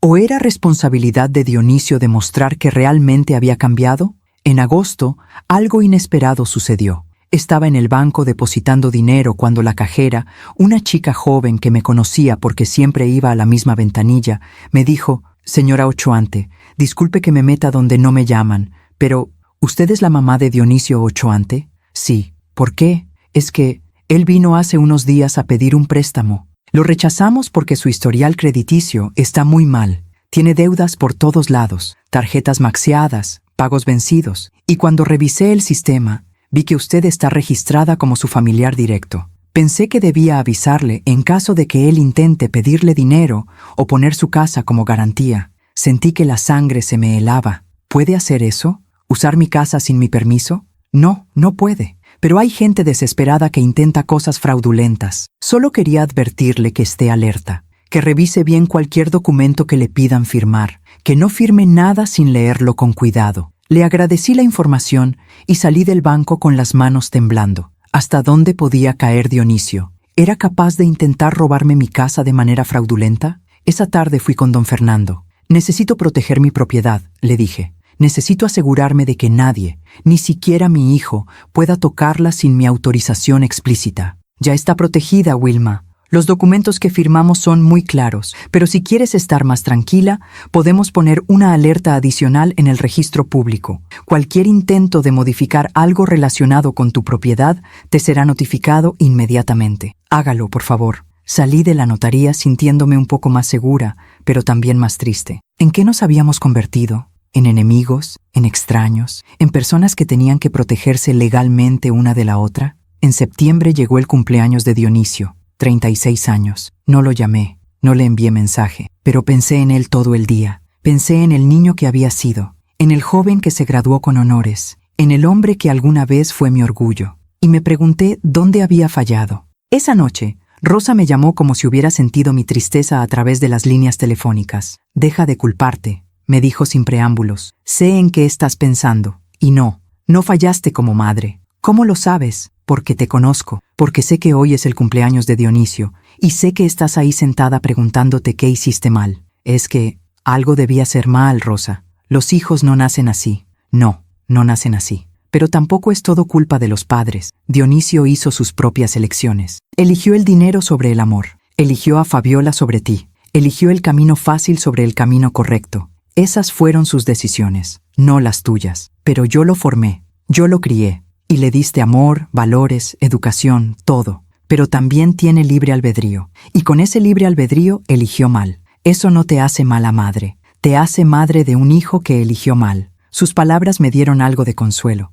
pero no completamente. En octubre, mi comadre Estela me contó que había visto a Dionisio en un mercado sobre ruedas, vendiendo ropa usada. No quería decirte, confesó, pero pensé que debías saber. Se veía... ¡Ay, Wilma! Se veía tan mal, delgado, encorvado, como si cargara el peso del mundo en los hombros. ¿Hablaste con él? Le dije hola. Me reconoció. Me preguntó por ti. Le dije que estabas bien, que estabas reconstruyendo tu vida. ¿Y sabes qué me dijo? ¿Qué? Me dijo, me alegro. Ella merece ser feliz. Aunque haya sido a costa de perderme a mí. Me quedé callada. Como si fuera tu culpa, continuó Estela con indignación. Como si tú lo hubieras abandonado a él y no al revés. Así funciona la mente cuando no quieres aceptar responsabilidad por tus actos, respondí. Es más fácil culpar a otro, pero esas palabras de Dionisio me persiguieron durante días. Merece ser feliz, aunque haya sido a costa de perderme a mí, como si mi felicidad dependiera de su sufrimiento, como si mi decisión de protegerme fuera un ataque personal contra él.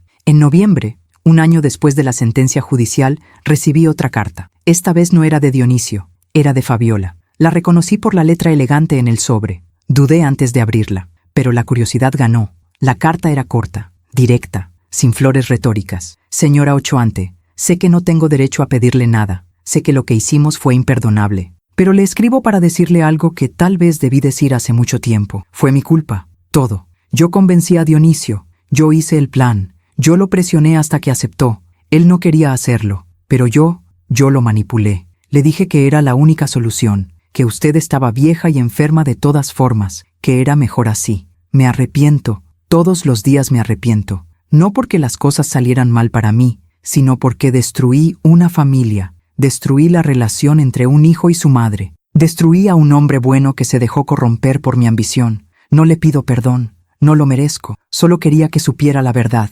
Dionisio la ama, siempre la amó, pero yo era el veneno en su oído. Y ahora ambos estamos pagando el precio de nuestras decisiones. Le deseo paz, Fabiola. Leí la carta 2 veces, luego la quemé en el fregadero, no porque estuviera enojada, sino porque ya no necesitaba su confesión, ya no necesitaba que alguien más cargara con la culpa. Lo que había pasado, pasó. Y ambos, Dionisio y Fabiola, habían sido responsables, uno por planear, el otro por ejecutar, y ambos estaban ahora viviendo las consecuencias. Diciembre llegó con frío y con una llamada inesperada. Era del Hospital General. Una enfermera me informó que Dionisio había llegado a urgencias, un desmayo por desnutrición y deshidratación. Había estado inconsciente por varias horas. Cuando despertó y le preguntaron a quién llamar, dio mi nombre. ¿Vendrá usted, señora?, preguntó la enfermera. Él la está pidiendo. Me quedé callada durante varios segundos que parecieron eternos. ¿Está en peligro?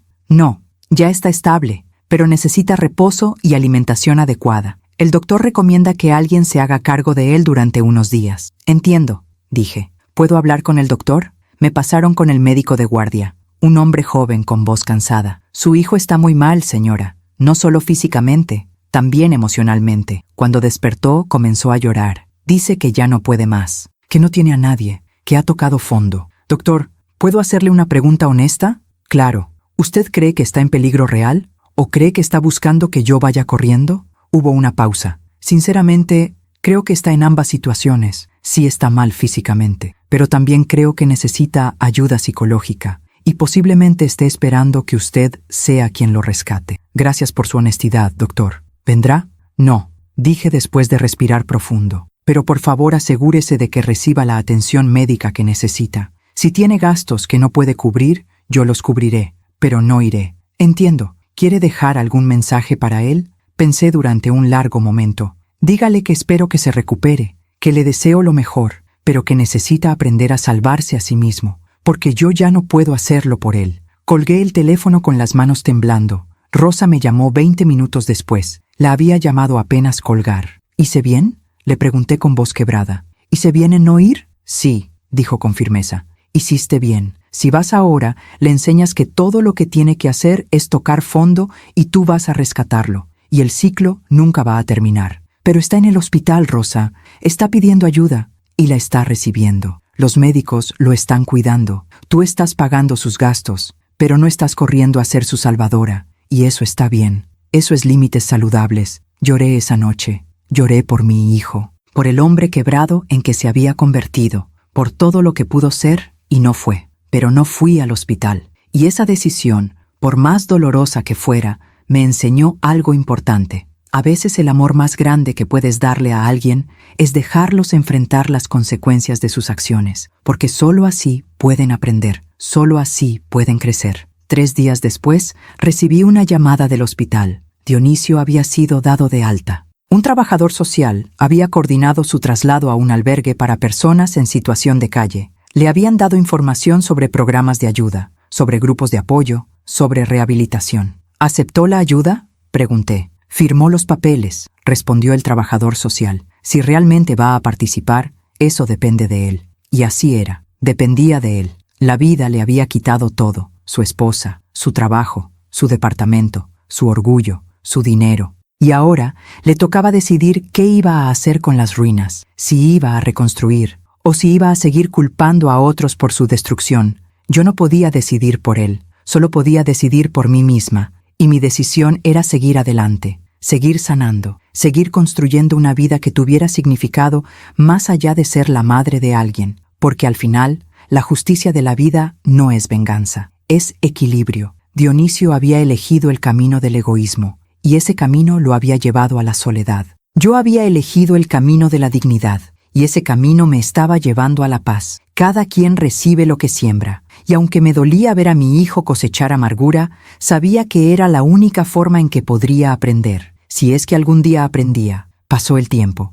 como siempre pasa, sin pedir permiso, sin esperar a que estemos listos. Enero llegó con aire fresco y con resoluciones, no las típicas de gimnasio o dieta, sino resoluciones más profundas, más importantes. Decidí que este año, mi 62º año de vida, sería el año en que finalmente aprendería a vivir solo para mí. Suena egoísta cuando lo digo en voz alta, pero después de 61 años viviendo para otros, creo que me he ganado el derecho a un poco de egoísmo saludable. Empecé con cosas pequeñas. Me uní a una clase de yoga en el centro comunitario. Algo que siempre quise hacer, pero que nunca hice, porque Dionisio decía que era para viejitas aburridas. Resulta que soy una viejita. Y no estoy para nada aburrida. La instructora, Gabriela, tiene 30 años y la energía de alguien que ha encontrado paz interior. Me enseñó a respirar correctamente, a estirar músculos que ni sabía que tenía, a meditar sin sentirme ridícula. La respiración es vida,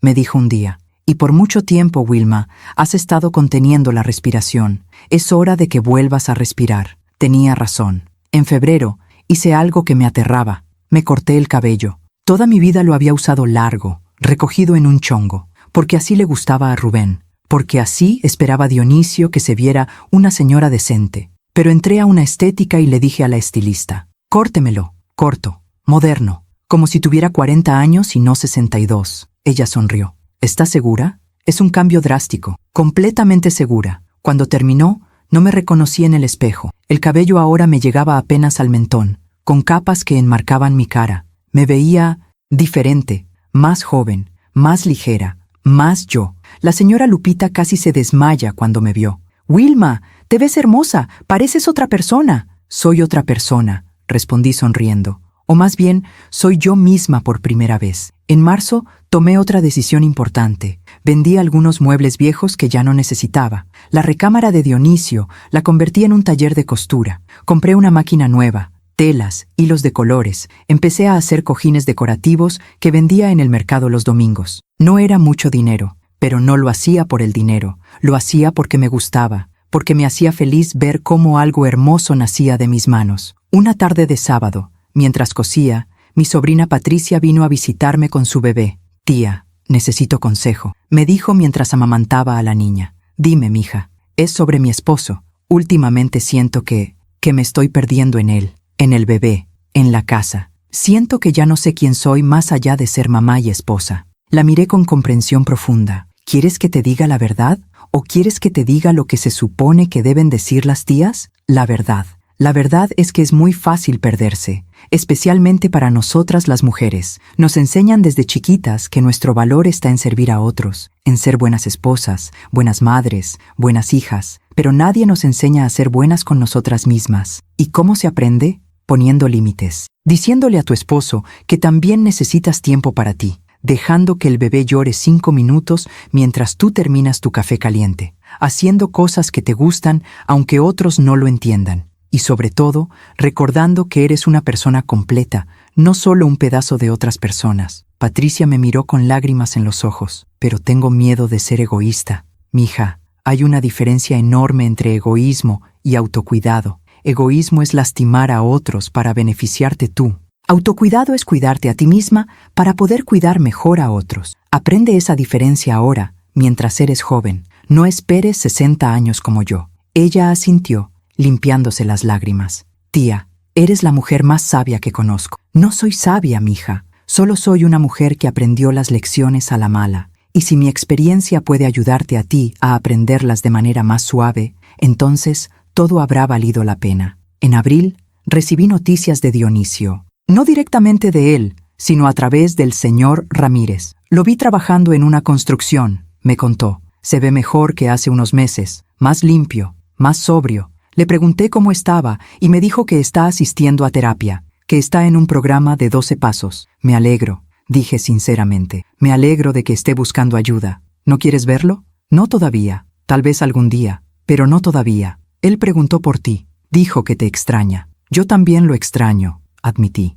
«Extraño al hijo que creí tener. Pero ese hijo nunca existió realmente. Existió mi ideal de él, mi esperanza de él, pero no el hombre real que tomó las decisiones que tomó. ¿Crees que pueda cambiar? Espero que sí, por su bien, no por el mío. Pero el cambio real toma años, no meses, y necesito ver acciones consistentes, no solo palabras o gestos desesperados. En mayo llegó mi cumpleaños 62. Esta vez hice una fiesta más grande. Invité a todas mis amigas del grupo de bordado, a mis vecinos, a Rosa y sus hijos, a mis comadres. Decoré la casa con globos y flores. Cociné pozole y tamales, puse música y bailé. Bailé con el señor Ramírez, quien, a pesar de sus 70 años, todavía tenía buenos pasos. Bailé con Rosa, Bailé con mis amigas, bailé sola cuando todos se cansaron, bailé porque estaba viva, porque había sobrevivido, porque me había encontrado a mí misma en medio de la pérdida. Doña Carmen, mi amiga del grupo de bordado, me abrazó fuerte esa noche. Te ves radiante, Wilma, como si brillaras desde adentro. Me siento radiante, respondí. Por primera vez en mucho tiempo, me siento completa. ¿Sabes qué es lo más hermoso?, me dijo. Que encontraste la felicidad sin necesitar que nadie te validara, sin necesitar el perdón de tu hijo, sin necesitar el arrepentimiento de nadie. La encontraste dentro de ti misma. Tenía razón. Y esa había sido la lección más importante de todas. En junio, mientras regaba mi jardín una mañana, noté que el árbol de limón estaba lleno de frutos, más de los que había visto en años. Era como si la vida me estuviera diciendo algo, como si me recordara que después del invierno más duro, siempre viene la primavera, siempre hay nueva vida, siempre hay nuevos frutos. Corté algunos limones y hice limonada. La compartí con la señora Lupita. «Están más dulces este año», comentó ella. «Todo es más dulce este año», respondí. En julio llegó algo inesperado. Una carta del fideicomiso que había establecido para las becas educativas. Me informaban que ya habían otorgado la primera beca a una madre soltera de 28 años que estaba estudiando enfermería. Incluían una foto de ella con sus 2 hijos pequeños y una carta de agradecimiento. «Señora Ochoante, no sabe lo que significa esta beca para mí. Estaba a punto de dejar la escuela porque ya no podía pagar la colegiatura y el cuidado de mis hijos. Pensé que tendría que renunciar a mi sueño, pero gracias a su generosidad puedo continuar. Algún día voy a ser enfermera y voy a ayudar a otras madres como yo. Su bondad se multiplicará. Gracias, gracias, gracias». Lloré leyendo esa carta, pero fueron lágrimas buenas, lágrimas de propósito, de sentir que mi vida, mi dolor, mi experiencia, estaban sirviendo para algo más grande que yo misma. Mi historia no había terminado en ese bosque, había comenzado ahí. En agosto, algo sorprendente sucedió. Estaba en el mercado cuando una mujer de unos 40 años se me acercó. «¿Usted es Wilma Ochoante?» «Sí». Necesitaba conocerla, necesitaba agradecerle. «No la conozco». «Agradecerme, ¿por qué?» «Mi nombre es Claudia, soy vecina de su comadre Estela, y ella me contó su historia hace unos meses, la historia de cómo su hijo, bueno, lo que pasó en el bosque». Sentí que me ponía rígida. No me gustaba ser tema de conversación, no me gustaba la lástima, pero ella continuó. «Y esa historia me salvó. Verá, yo estaba en una situación similar. Mi hijo adulto vivía conmigo, no trabajaba, me pedía dinero constantemente, me manipulaba emocionalmente, me hacía sentir que si no lo ayudaba, yo era mala madre. Y yo estaba destruyéndome tratando de salvarlo». Se secó una lágrima, pero cuando escuché su historia, cuando escuché cómo usted puso límites, cómo se defendió, cómo eligió su propia vida, me dio valor. Le dije a mi hijo que tenía que irse, que tenía que aprender a valerse por sí mismo. Fue lo más difícil que he hecho en mi vida, pero también lo más liberador. «¿Y cómo está ahora?»,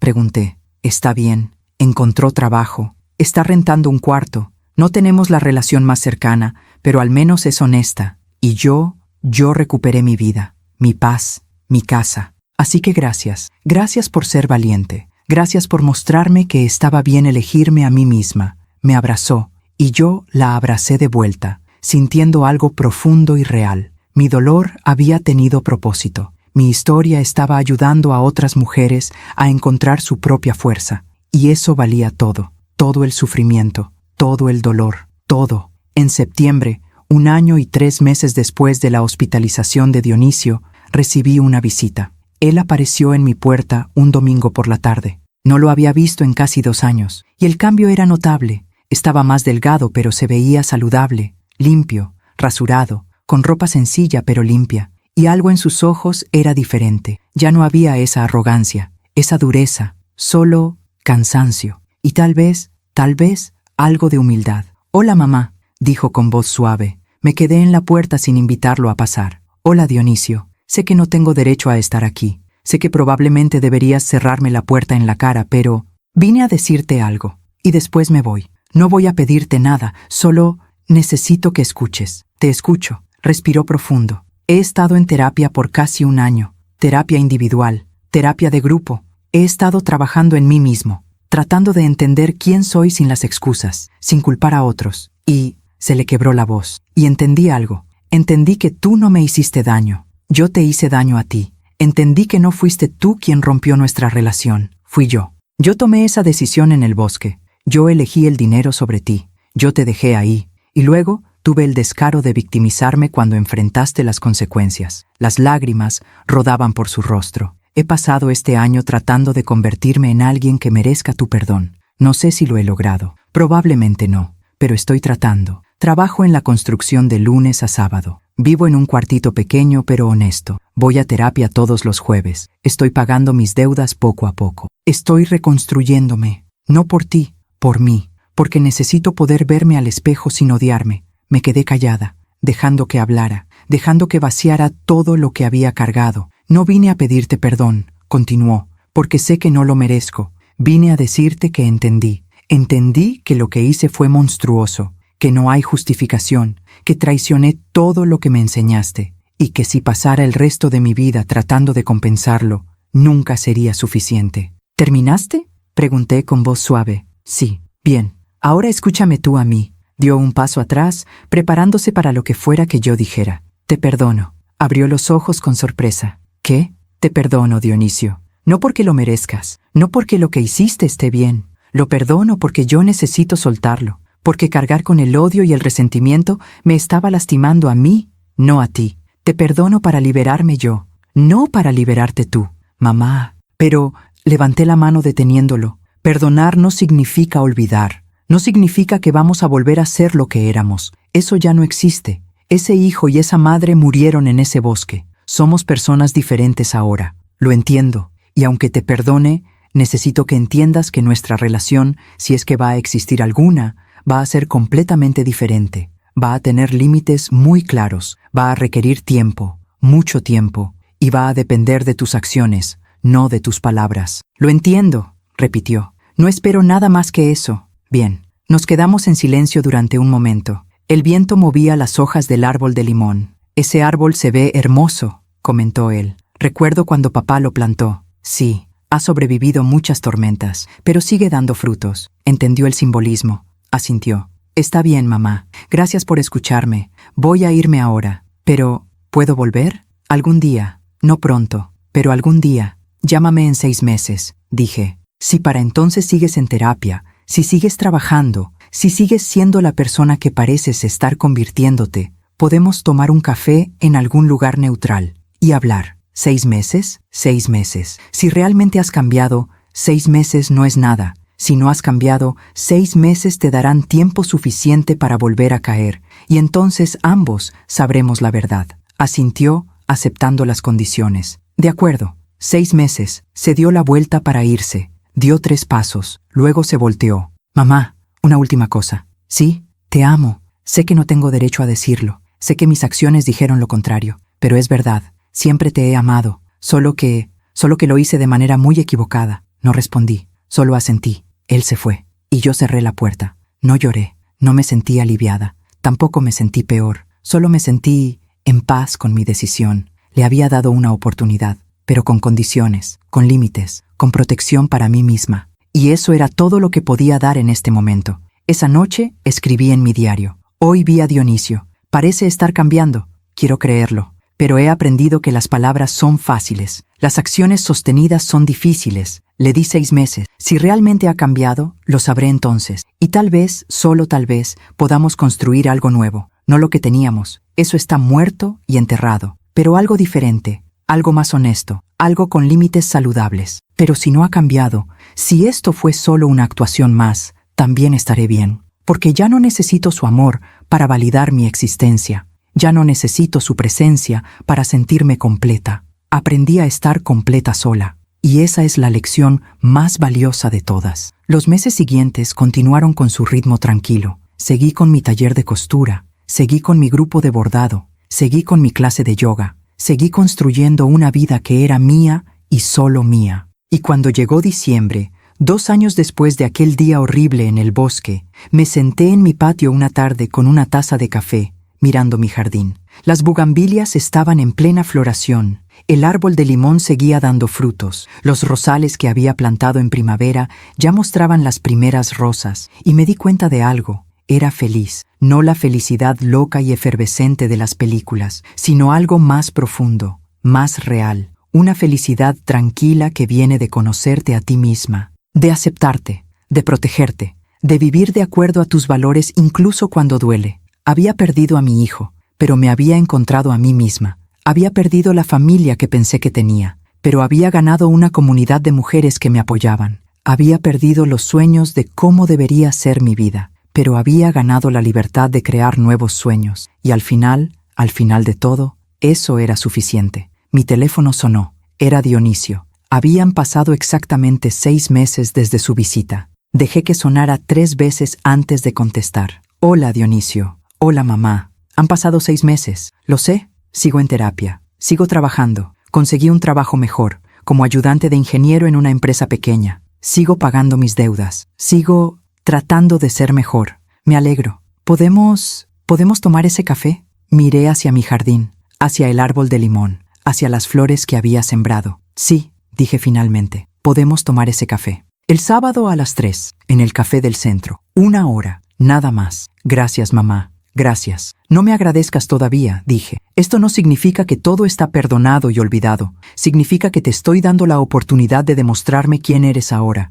El resto depende de ti. Lo entiendo. Colgué el teléfono y volví a mirar mi jardín. No sabía qué pasaría el sábado. No sabía si Dionisio realmente había cambiado. No sabía si algún día podríamos tener una relación verdadera. Pero sabía algo con certeza absoluta. Sin importar lo que pasara, yo iba a estar bien, porque había aprendido la lección más importante de mi vida. No puedes controlar las acciones de otros. No puedes controlar si te aman bien. No puedes controlar si te valoran. Pero puedes controlar cómo te tratas a ti misma. Puedes controlar tus límites. Puedes controlar tu dignidad.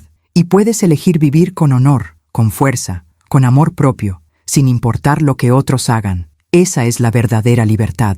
Y esa libertad nadie me la puede quitar. Si mi historia ayuda a una sola mujer a abrir los ojos, a poner límites, a elegirse a sí misma, habrá valido la pena. Todo habrá valido la pena. Porque al final, no se trata de cuánto tiempo vivimos. Se trata de cómo vivimos. Se trata de si vivimos con verdad, con dignidad, con respeto propio. Y yo, Wilma Ochoante, después de 62 años en este mundo, finalmente aprendí a vivir así. Y eso es suficiente. Eso es más que suficiente. Gracias por escucharme hasta el final. Si esta historia tocó tu corazón, suscríbete y activa la campanita para escuchar más historias de mujeres que transformaron su dolor en sabiduría. Cada día, una mujer, una lección de vida. Comparte esta historia con alguien que amas. A veces, una historia así puede cambiar todo un día. Que Dios te bendiga y hasta la próxima.